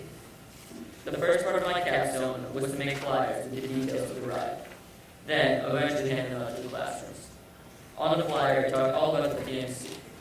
After a couple weeks of procrastination, I went to hand out the flyers. I realized I did not have enough paper to hand out flyers for everybody, so I just decided to talk about the PMC and show the flyer in front of the class. I wrote down the information on the whiteboard, such as the time, date, address, and what to bring. It seemed like the kids were excited. I educated my classmates about other exciting activities going on, such as raffles and face painting. My second goal was to participate in the PMC Kids Ride with at least 10 other riders. I encouraged people to join the race. At the end of my awareness speech, I did a survey to see how many people wanted to go. In some of the younger classrooms, I had success, with as much as 15 kids raising their hands. But in some of the older kids' classrooms, nobody raised their hands. I knew I needed to put more effort into finding more riders for my team. I continued to talk to students about the ride. Time flew by, and before I knew it, the day of the ride was here. I rode with my team and had a lot of fun. It seemed like everybody on my team was having a good time. My last goal was to raise $500 by independently raising money and having my fellow teammates raise money as well, which will all eventually go to the PMC Kids Ride. In total, 20 people agreed to participate with me in the ride. And together, my team and I raised around $1,500 because of cancer. My project was successful. I did not make this journey without obstacles, though. You may have heard some minor obstacles previously in my speech, such as not having enough paper. But the one major problem I faced was that I was not going to have enough people to ride with me. This may not seem so bad, but 2 of my goals hinged on people coming to the ride. The 2 goals were raising money and having at least 10 people ride with me. I averted this obstacle by putting my flyer into Ben's bus after talking to the students. This way, I could contact the parents as well as the students. My capstone was a tremendous success. Not because I achieved all of my goals, but because everybody had a good time at the PMC Kids Ride. I raised awareness about the PMC and cancer by educating the students in their classrooms and by putting my flyer into Ben's bus. Before I started Capstone, I had only thought about completing my goals and getting the most money in riders. Now, I realize Capstone is much more than just a competition or a community service project. It has taught me the importance of helping people. It has also taught me the responsibility and perseverance I need for the years ahead. A bit of advice to the future Capstone presenters: always listen to your advisor. They have had experience preparing students and can rightly guide them on the path to success in Capstone projects. I would like to say thank you to my advisor, Ms. Fallon, for giving me constructive criticism and also for volunteering in the PMC event. My advisory group for supporting me. Ms. Kovacs for volunteering as well. My parents for driving me to the PMC event and for supporting me for my capstone projects. And lastly, the PMC Kids Ride for letting me do my capstone with them. Thank you.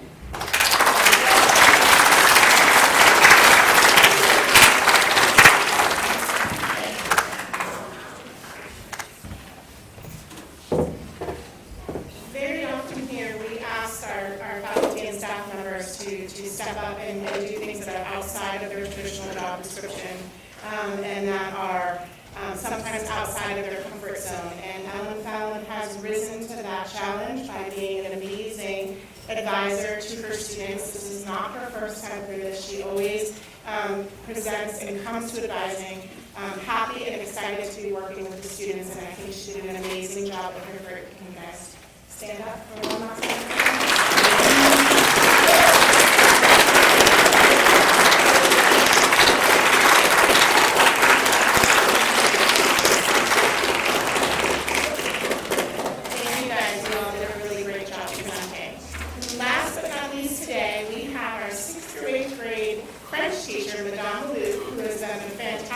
Advisor to her students, here to present her advisory.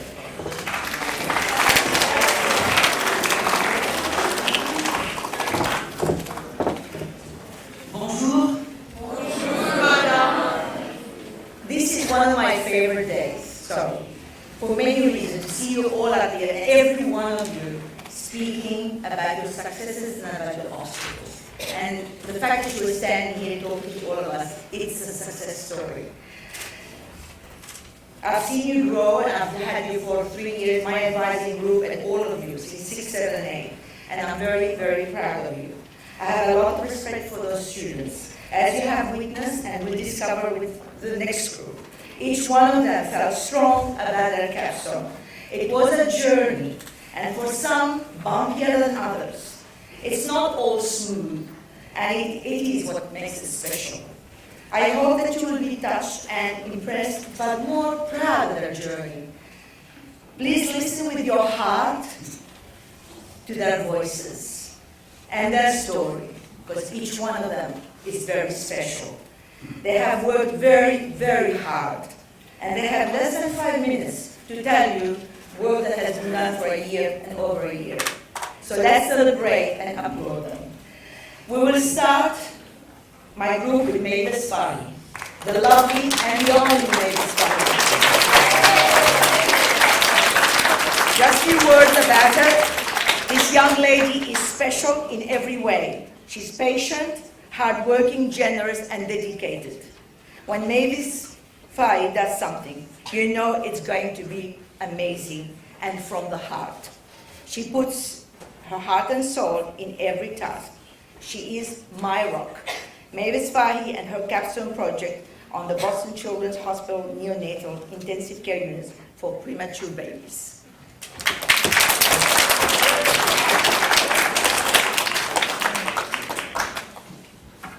Good morning, BFCCPS. As you may know, my name is Mavis Farley. Today, I welcome you here to this room to witness the result of work straight from the heart. My capstone is based upon premature birth, which, by definition, occurs when a baby is born before 37 weeks of pregnancy. It's not only the biggest cause in death for babies today, but can cause autism, dyslexia, as well as other long-term neurological disabilities. How I ever thought of this project? Well, it's been quite a long road. I myself was a premature baby, that's me, and although I don't remember any of it, I know my parents surely do. The cause of premature birth is almost always unknown, unless the mother is smoking, drinking, or doing illicit drugs. But I have strong faith that my mother was not participating in This was the turning point for the decision of our project. The fact that parents can simply be told by their doctors that they don't know why their child was born prematurely, and it can actually lead to their child's death. For weeks after birth, premature babies, or preemies, often stay in NICUs, or neonatal intensive care units, because they're born so small. This was my first home with Boston Children, so I knew it was my turn to give back. Hence, my project's first goal, to make 100 hats for Boston Children's NICU. Preemies need teeny tiny soft hats throughout treatment to maintain a healthy body heat. But instead of wearing the plain white boring hats provided by the hospital, I found another idea, to make my own to donate. These little yarn hats are homemade, colorful, and fun. Next, I collaborated with my fellow 8th grader, Grace Severos, for my second goal, which was to spread awareness here at BFCCPS. By chance, Grace chose a similar project to help premature birth. All I can say is that great minds think alike. The two of us agreed to join forces for a school-wide hat day for $2 a student. One of those dollars went to Grace's project, and the other went towards my yarn supply fund for hats. I spoke at an assembly for grades 6 through 8, and Grace and I went around to all classrooms to tell them about the hat day and our cause. And my third goal, to raise awareness outside of BFCCPS.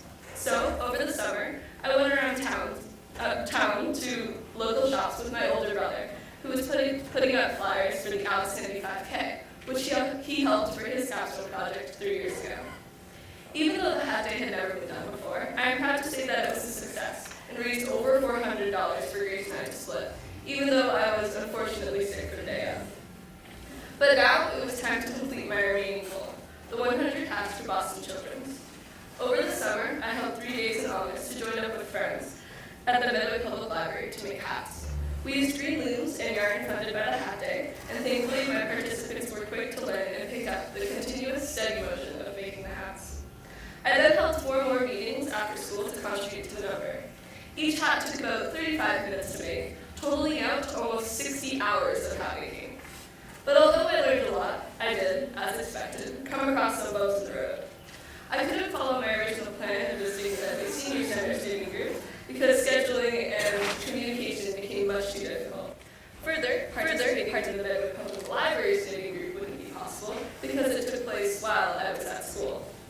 Thankfully, this didn't affect my general goals, however, because they were both backup plans for the 100 hats. Overall, my 3 goals were a success. The assembly went great, and the posters around the school raised plenty of awareness. I received comments from friends after seeing my flyers around town, many of which were informed about the cause. 101 hats were completed and delivered to my contacted children. I've already continued on making more hats after dropping off the 101, after seeing both the awareness and impact my participants held through our work. I think it's safe to say now that I have about 1 million people to thank, as you can see here. I can't be more grateful for the girls that participated in my after-school and summer half days, who keep me upbeat, not only through their music tastes, but their support of my cause. Mrs. Segarra for donating a huge bag of colorful yarn the day after I mentioned my project for her. Ms. Darlene Salvatore, my contact at Children's. Madame Aloof, my advisor, for your endless support and enthusiasm. And finally, my mom and dad, who started it all, for your inspiration and support, and also for the gas money you spent shuttling me to my clothes over and over again when I found a coupon online for yarn. And now, thank you all for listening here. But before I leave, I remind you of a quote from Dr. Seuss. A person's a person, no matter how small. Thank you, and have a super confident.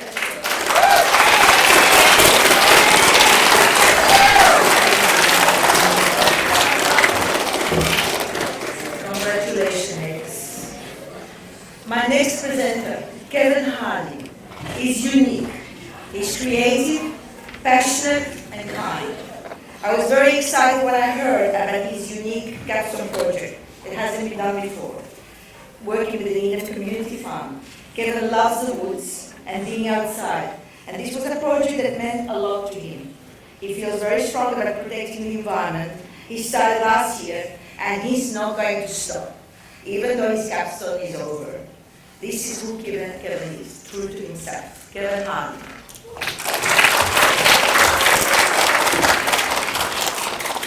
Hello everyone, my name is Kevin Hardy, and today I will be talking to you about my capstone project. My project focuses on the lack of biodiversity. Biodiversity is a variety of species in an ecosystem. Many ecosystems are losing their biodiversity due to poaching and loss of habitats. This is especially important because as of January 13th, bumblebees are now officially endangered. I chose this project because I wanted to do something that engaging that involved working with nature. I wanted to be physically involved as well as mentally involved when working on this project. I've always been interested in Mother Nature and how ecosystems function, so I wanted to incorporate this into my project. I created 4 goals to help me complete my capstone. For my first goal, I decided to raise awareness, educate students and citizens about protecting the environment and the role pollinators play in ecosystems. To do this, I sent out flyers and posted them around the school. I also hosted a pumpkin night, a gathering where students' jack-o'-lanterns would be showcased at night. I hosted the first pumpkin lighting in October of 2015 before the capstone process began to see if my idea was one the public would warm to. I had great success, so I decided to make this a part of my capstone. However, I experienced 2 major obstacles when hosting the event. One obstacle was the wind. During this year's pumpkin lighting, the wind would constantly blow out the candles inside, so I eventually moved the event to Portland. The second obstacle I had happened a few days before the event. I had been planning on using 3 pumpkins that I've grown myself. But 2 days before this year's pumpkin lighting, I found that all 3 had been smashed and left on the street. Though this did not affect my capstone much, it was still very disappointing. However, my advisor, Madame Aloof, came to the rescue with a replacement pumpkin. My next goal was to observe bird behaviors from February 2015 to April 2016. After I observed the birds' eating habits and behavior during different seasons, I noticed that during the colder months, the birds relied more heavily on the bird feeders. This was most likely due to the fact that it was harder to find and catch food. I enjoyed this part of my capstone greatly, mostly because I had no obstacles, but that's probably just a coincidence.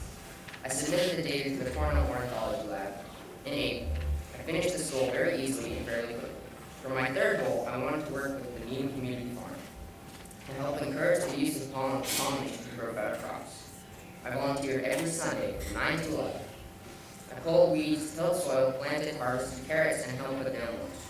I started in July of 2016 and worked till the early part of August. While volunteering, I had fun helping the community and loved working with plants and connecting with other people at the farm. I experienced a few minor obstacles during this part of the capstone process. My biggest issue was time. I overslept the first meeting, and once I arrived, the gates were locked. I looked around for another entrance, but I found none. I was unable to work that day. However, I returned to the farm, and in total I worked for around 6 to 8 hours at the farm. I'm very proud of completing this goal and the work I did there. The fourth and final goal of my project was to plant at least 5 pollinator-friendly plants in my yard to make it a safe environment for bees and other pollinators. I met my quota and exceeded it by 1. I was proud of my work and enjoyed planting and nursing the plants to be strong. I planted mostly perennials so that my project would continue even after my school year at BFCCPS was over. I wanted my project to be something I remembered and learned from, not just during the capstone process, but also later. I also experienced more obstacles due to the weather, because during the summer, as you all know, it was very hot. So due to this, some of my plants did not survive. Another obstacle I ran into was my dog, Odie, who eats anything, from tacks to flowers. Later, 2 of my flowers mysteriously disappeared. Fortunately, I planned replacements and reached my goal. Overall, my capstone experience has been very rewarding, and I loved working with the Maine Community Farm. I worked with so many amazing people and had an absolute blast working for a cause that I care for. During this project, I had a lot of help and would like to thank the following people: my mom, my dad, my advisor, Madame Louis, my advisees, everyone who attended the pumpkin lighting, the Needham Community Farm, Cornell Ornithology Lab, and finally all of you for listening. Thank you and have a nice day.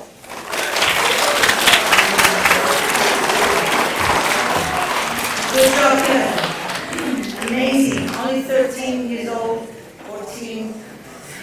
Most of you are 13, 14, grade 8, and we can learn from you. Very inspiring. Next student, Connor Veilleux. A loyal friend, always there encouraging everyone. Amazing student, amazing advisee. He's forever, his presence been there all the time. I felt you there with everyone supportive. He's to be praised for his dedication and tremendous work with the Concussion Legacy Foundation. It was a great project and very exciting, especially at the moment. So many of us, well, so many students always suffer from concussion, and we learn a lot from it at your assembly. So, Connor Veilleux.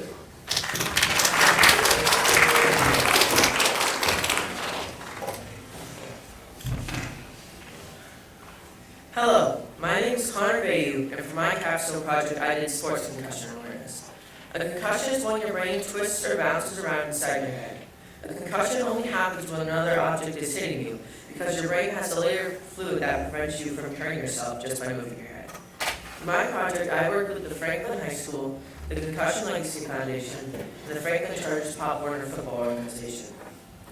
When I started my capstone project, I knew I wanted to do sports concussion awareness because it's a serious issue, and I know a lot of people who have had concussions. For my capstone project, I had 3 goals. My goals were to raise at least $75 for an organization, to volunteer for at least 5 hours, and to raise awareness about sports concussions. The first goal I completed was my fundraising goal. At the end of last year, for 3 days, I had a popsicle sale. I was selling ices for $1 each. From this sale, I raised $100 for the Concussion Legacy Foundation. The Concussion Legacy Foundation is a non-profit organization that helps raise awareness of sports concussions, and educates people on concussions and how serious they are. My next goal was to volunteer for at least 5 hours for the Franklin High School Athletics Department. I volunteered at the Franklin High School varsity football games with the athletics trainer, Jen Edmonds. I volunteered for a total of 10 hours. For volunteering, I helped give out water to football players, which was very helpful so that Jen didn't have to worry about doing the water. Normally, Jen would have to hand out water, fill up the water bottles, and take care of injured players. But since I was helping, all she had to do was take care of the injured players, so I was glad I could help her. My final goal was to raise awareness. I did this in 2 ways. First way I did this was during spring when the Franklin Chargers do the paperwork day. This was when the football players and cheerleaders signed to play Pop Warner football and cheer. The Pop Warner Board of Directors allowed me to set up a booth there and hand out flyers. The Franklin Chargers is our town Pop Warner football team. I decided to hand out these flyers here because football is the most common sport for concussions, and also everyone who's playing football or cheerleading for the Franklin Chargers has to go to paperwork day, so there would be a lot of people to hand out flyers to. The flyers talked about what concussion is, how to treat them, the symptoms, and how to prevent them. The second way I raised awareness was an assembly I organized on December 2nd. Cliff Robbins for the Concussion Legacy Foundation came and talked about concussions to 150 students. He talked about some of his experiences with concussions, how concussions are only detectable through symptoms such as nausea, vomiting, blurred double vision, headaches, sensitivity to light, or loss of consciousness. He also talked about the stories of some famous athletes and how they had to stop playing their favorite sport because of a concussion they didn't treat. One sports player was a soccer player named Sydney Parlow Cone, who when she was going to head a ball, she hit heads with a teammate and kept playing even after the game, kept practicing, and until she suffered over 100 concussions, 3 of them being severe. These have permanent effects because now when she's driving, even through her own neighborhood, sometimes she'll completely forget where she is. Another sports player suffering severe concussions is Gene Atkins. Gene Atkins was a linebacker for the Miami Dolphins who suffered many concussions while playing for the Dolphins. At one point, he actually went to the Concussion Legacy Foundation to have a concussion test done. One of the tests they did was having him memorize a set of six numbers, which he couldn't do. Another test they had him do was to say the first 6 months of the year, and he couldn't remember them at all. When they were done, the doctor diagnosed him with dementia. Some obstacles I faced during my capstone was getting a date set up for my popsicle sale. I had turned in my blue sheet a bit late, so I had to wait a little while before I was able to get my popsicle sale. Another problem I had with my popsicle sale was people knowing about it. I had a big poster in the main hallway, but some people forgot because my sale was the Tuesday after a long weekend. But luckily, I was able to extend my popsicle sale from 1 day to 3 days. Another obstacle I faced was getting my assembly set up. When I was trying to get in touch with the Concussion Legacy Foundation, it was easy because I was getting responses right away. But over the summer, they didn't respond for a while. But once they started responding again, I got in touch with them easily. It was easy to set a date for the assembly. As a conclusion, I'd like to say that if you're ever playing a sport and you think you have suffered concussions, to immediately stop playing, tell a coach, an adult, and a doctor. Also remember that some symptoms of concussion may not start for up to a day. Every concussion is different, and if treated correctly, 90% go away in 2 weeks. I'd like to thank Madame Maloof and my advising group for helping me throughout my capstone, my parents for taking me to the games, Cliff Robbins for doing the assembly, Jed Edwards for letting me be on the field during the varsity games, and A.G. Grant for letting me hand out flyers, as well as Mr. Perna and Ms. Lonowski for letting me do the popsicle sound. Thank you.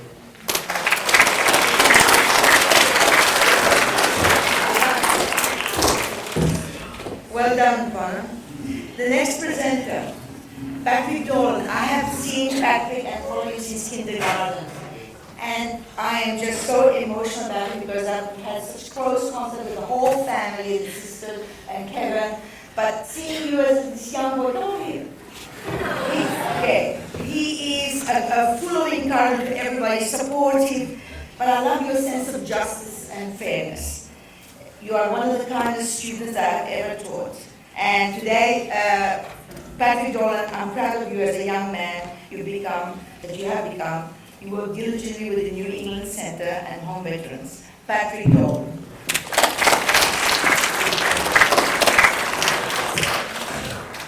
Hello, students, faculty, and parents of the Benjamin Franklin Classical Charter Public School. My name is Patrick Dolan. For my capstone project, I chose to support homeless veterans. I chose this topic because while I was researching what to do, I was debating whether to support homelessness or work with veterans. So I decided to combine the two and work with homeless veterans. After I chose my topic, I considered raising money, but instead I chose to do a clothing donation drive to make sure the veterans had durable clothing to keep them warm during the winter. As I researched my topic a bit more, I became more and more convinced that I wanted to do this and that my cause was important. And I always wanted to give back to the fearless men and women who serve this great country, and I did just that with this project. My first goal was to raise awareness about my project, and I did that by going around my neighborhood, knocking on doors, telling people about what I was going to do and how they can donate.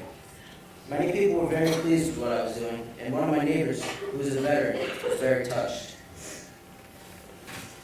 Also, I went around to classrooms around the school, explaining my clothing drive and why it was important to support our veterans.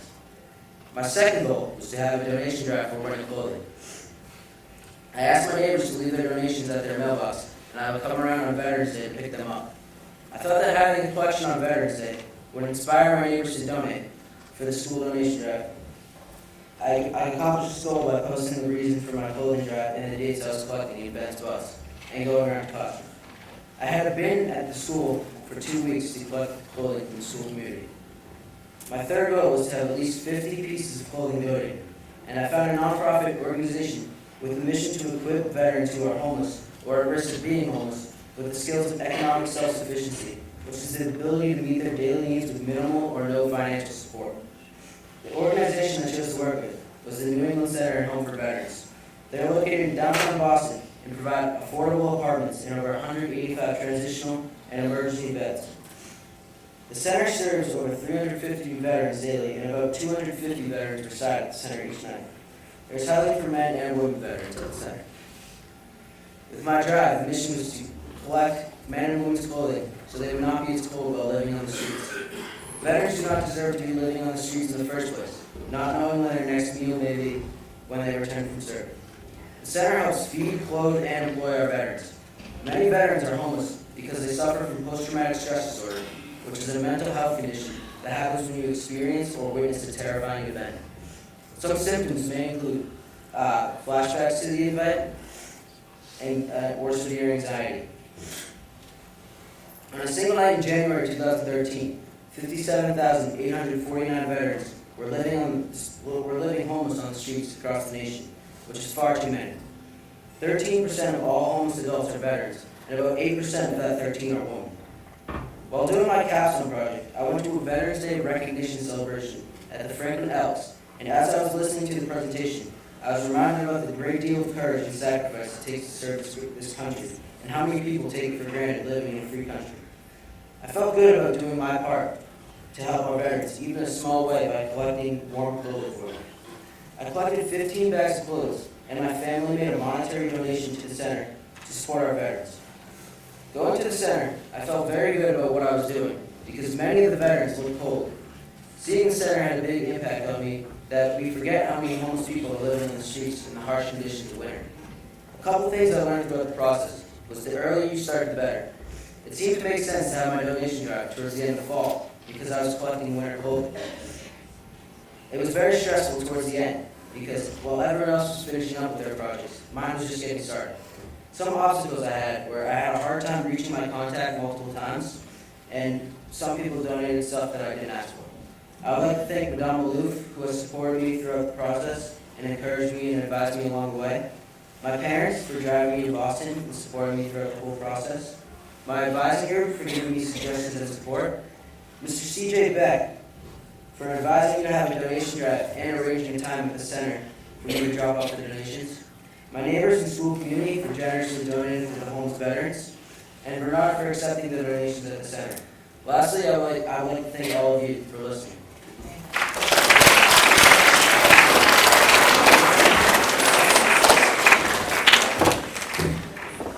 Thank you, Patrick. Next presenter, Matthew Romano. What a pleasure to work with you, Matthew, this year. Matthew is new to BFCCPS and had no problem fitting in with everyday schedule. I'm very proud of him that he's able to present today. He had the option to present at the end of the year, but he says, no, I'm going to work hard and do it today. So, and here you are, Matthew Romano for the St. Vincent de Paul Society.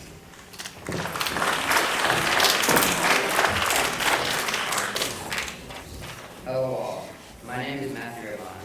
I came to BFCCPS this year and it's been a great experience. I was excited to be a part of this capstone project, but at the same time, I was a little nervous knowing that all my classmates had started last year. I was determined to present in January, and here I am today. For my capstone project, I decided to work with St. Vincent de Paul to help the homeless in our community. It made me very sad when I found out that there are many homeless people who live in their cars, on the streets, and are bouncing around from home to home, and are feeling hopeless. We live in a community that has so much, and there shouldn't be people living in despair like this. I began to get excited knowing that this was the right cause for me. I found out that there are 21,135 people in Massachusetts who reported being homeless in 2016. My very initial goal for this project was to work with the Franklin Food Pantry. At the start of this project, I thought it was going to be easy. I thought I would have no problems. Unfortunately, I could not volunteer to stock shelves as I was not old enough. They also never had any time to fit me into the schedule. And lastly, they said that they had so many people calling and emailing about working with them that they would have no use for me anyway. That event right there changed everything completely, so so I had to come up with a plan B. I was very happy when I went online and found St. Vincent de Paul's website.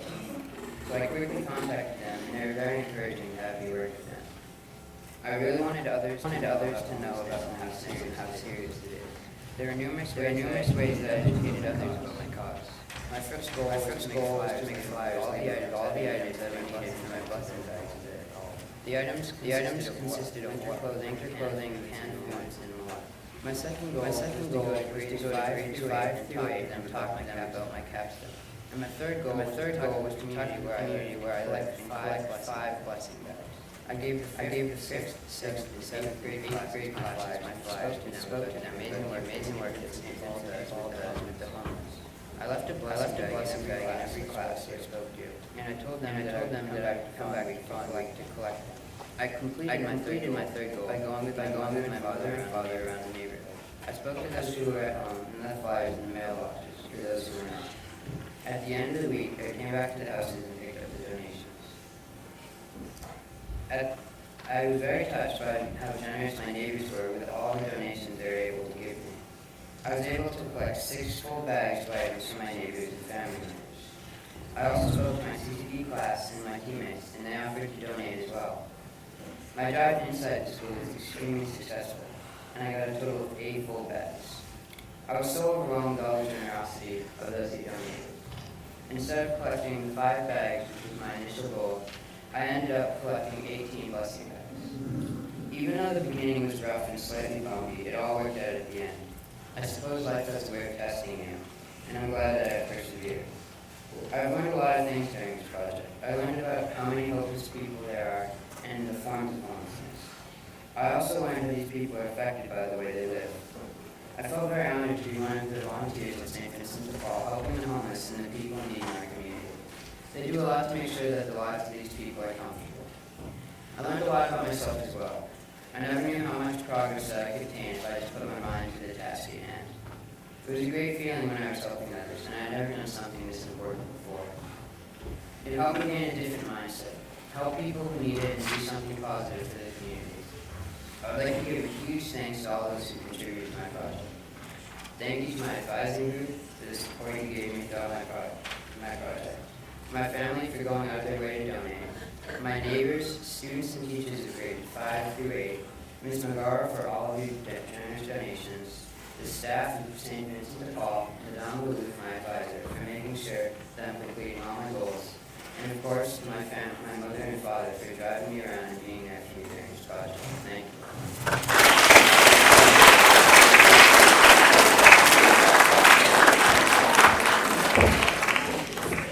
Good job, Matthew. I know you were a little bit nervous and you did it. Good job. Our last presenter, Hector Vasquez, cannot present today. He will present tomorrow. So our last presenter will be Kashish Singh. Where do I start with this young lady? A gem, one of a kind, passionate fighter for justice. She's a great speaker, and I know that she has sometimes big ideas and gets frustrated when she realizes she cannot realize them yet because she's only 14. I have known her since grade 6 and has always admired her and how she loves challenges. She loves bumpy roads, and she does not want it easy. That's not Kashish. And today she will speak to you about her work with the United Nations Children's Fund. It has been quite an experience, and here's Kashish Singh.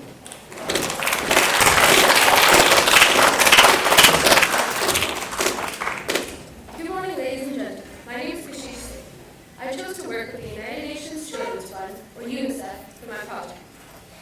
UNICEF focuses on aiding children in need by protecting their rights and establishing international standards of behavior towards children, meeting their basic needs, and integrating kids in early childhood development. I was born in India, and I lived there for a part of my life, and I was fortunate enough to get an early education, vaccinations, and access to clean water because I lived in a more developed area.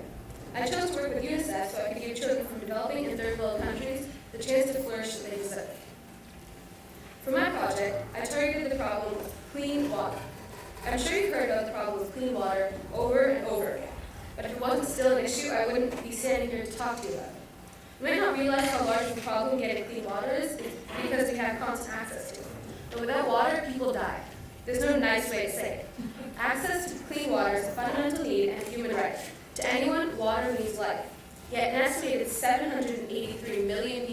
live without an improved water source. I wanted to raise awareness about this problem and do whatever I could to induce change, at least within my community. My goals were to reach the 4th grade and teach them about my capstone, sell our stands to raise money for UNICEF, and volunteer for at least 2 hours. I went with my friends Viva Kamat and Casey Birmingham to read the book Clean Water for Ellie Rose with the 4th graders. It was an enriching experience and the kids were enraptured about my project. I went around to both classes and I had a lot of fun discussing my project and getting insight from a kid's point of view. I sold my wristbands promoting UNICEF to 5th to 8th graders during lunch. I was anxious about standing up and announcing it to the lunchroom, but I'm glad I did so, as many more people listened to this than flyers, and they bought a wristband. It is incredibly fulfilling to see people around the school wearing one of my wristbands and knowing that I played a role, no matter how small, in raising awareness for a problem I'm so passionate about. Finally, I volunteered at the WBUR National Public Radio Station, which runs on 90.9 FM. WBUR often runs pieces about effective altruism and different charities around the world, often looking to solve water-related problems. I learned about this opportunity through Andrea Shea at WBUR, who was looking for volunteers during the end-of-the-year pledge drive. At that point, I was desperate for volunteer opportunities to complete my capstone, and she mentioned there would be free food and books to take home, and I was sold. I answered pledge calls and met many different people of different backgrounds, all of who were intrigued to learn about my project. Not all of them could relate to never having access to clean water, but each person I talked to matched my enthusiasm to help. This was my favorite part of my project because I got to volunteer in an inclusive and a fun way, as well as educate people about my project outside of the Franklin community. I plan to volunteer at WBUR again as often as I can. Living without clean water is a widespread and significant problem. 1 in 5 deaths of children under age 5 are due to a water-related illness. Half of the world's hospital beds are filled with people suffering from water-related diseases. Many people in third world countries drink dirty water from rivers or unsafe wells. The majority of pathogens found in that water, like cholera and typhoid fever, affect those with weaker immune systems, such as infants and young children. These diseases are easily prevented, but unfortunately people in developing countries can't get the treatment that they need. The money from my wristband sales will be donated to UNICEF and will go directly to funding for wells and sanitation projects, as well as treatment for water-related illnesses. I would also like to continue selling my leftover wristbands after capstone has ended, so I can donate as much as possible. My biggest obstacle was time management. I left planning of my project to the 11th hour, and as a result, I rushed to find volunteering opportunities in time. I was also out sick on the day I had planned to read to the 4th graders, which was incredibly disappointing, and I had to reschedule. Thankfully, Mrs. Coleman and Mrs. Ogers were kind enough to rearrange their schedules and allow me to visit the next week. I also had trouble initially meeting my goal of selling wristbands, but with some dedication and help from my friends, I sold many more than I expected. At the beginning of my capstone, I was really only thinking about the problem of clean water. But after I started with my contact at UNICEF, Matthew Bain, and we discussed other problems in third world countries, I learned there were many more issues with children of our world, especially refugees. My capstone project may be complete, but the problem of having a universal water source is far from resolved. Yet we are closer to change than ever before, with so many young people willing to passionately work towards clean water for everyone. I'd like to say thank you to my advising group for providing ideas when I was stuck, Madame Lou for hunting me down during deadlines, my contact, Mr. Matthew Bain, for providing the information I needed to have a successful project, the staff at WBUR Station for allowing me to volunteer and raise awareness, Viva Kamat and Casey Birmingham for taking photos and helping me with the 4th graders, and Mrs. Collin and Mrs. Ogers for being patient with scheduling conflicts for those and allowing me to reach their classes. Thank you.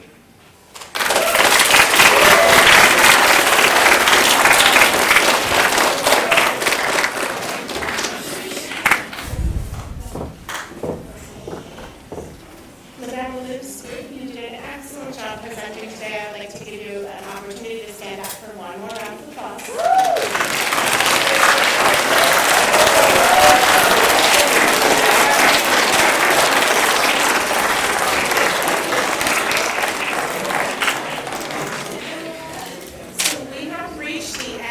Presentations for today. We have another day of presentations tomorrow. But before we go, I would like to take a cue from our 8th graders and thank some people who made this day possible. I need to thank Jennifer Sunday, Mrs. Fallon, Lorraine Maloof, Mr. Murray, Coach Burke, and Kelly Kovacs, who are all 8th grade advisors. We will be hearing from Mr. Murray's group, Coach Burke's group, and Kelly Kovacs' group tomorrow. So thank you all for your dedication to the 8th graders and helping them through that process.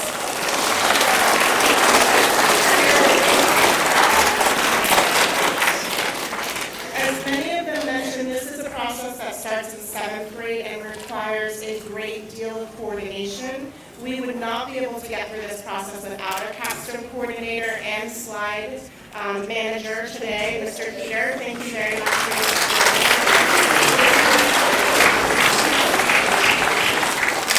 Many of you heard mentioned today Mr. Perna's name. He is instrumental in helping a lot of our students plan their projects and get them over the finish line. So thank you very much for your support.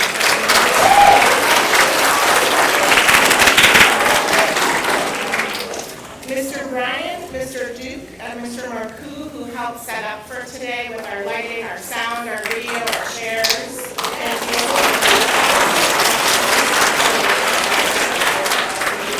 And Mrs. Basili and Mrs. Schwab for organizing the event and making sure that we had our invitations, our programs, our pictures, our columns that are posted over here, beautifully done. It would not be done without their help and support, so thank you to the two of them.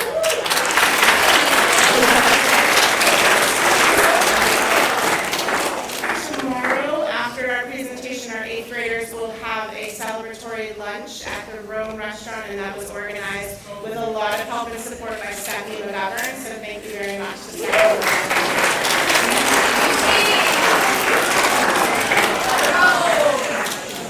And last but not least, I think in every presentation today, we heard a thank you to our parents. You do so much more than just drive them from one location to another.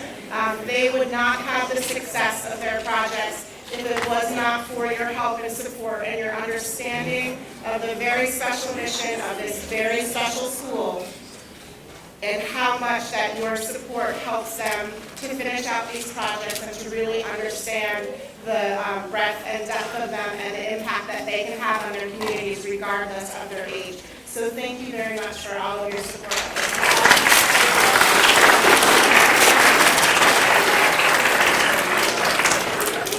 I hope that you all enjoyed your time here today. I am very excited to hear from the rest of our 8th graders tomorrow. I am going to ask the 8th graders whose capstone groups presented today to please stay so that we can get some pictures of your groups and so that you can say hello and thank you to your parents. But we will start by dismissing sixth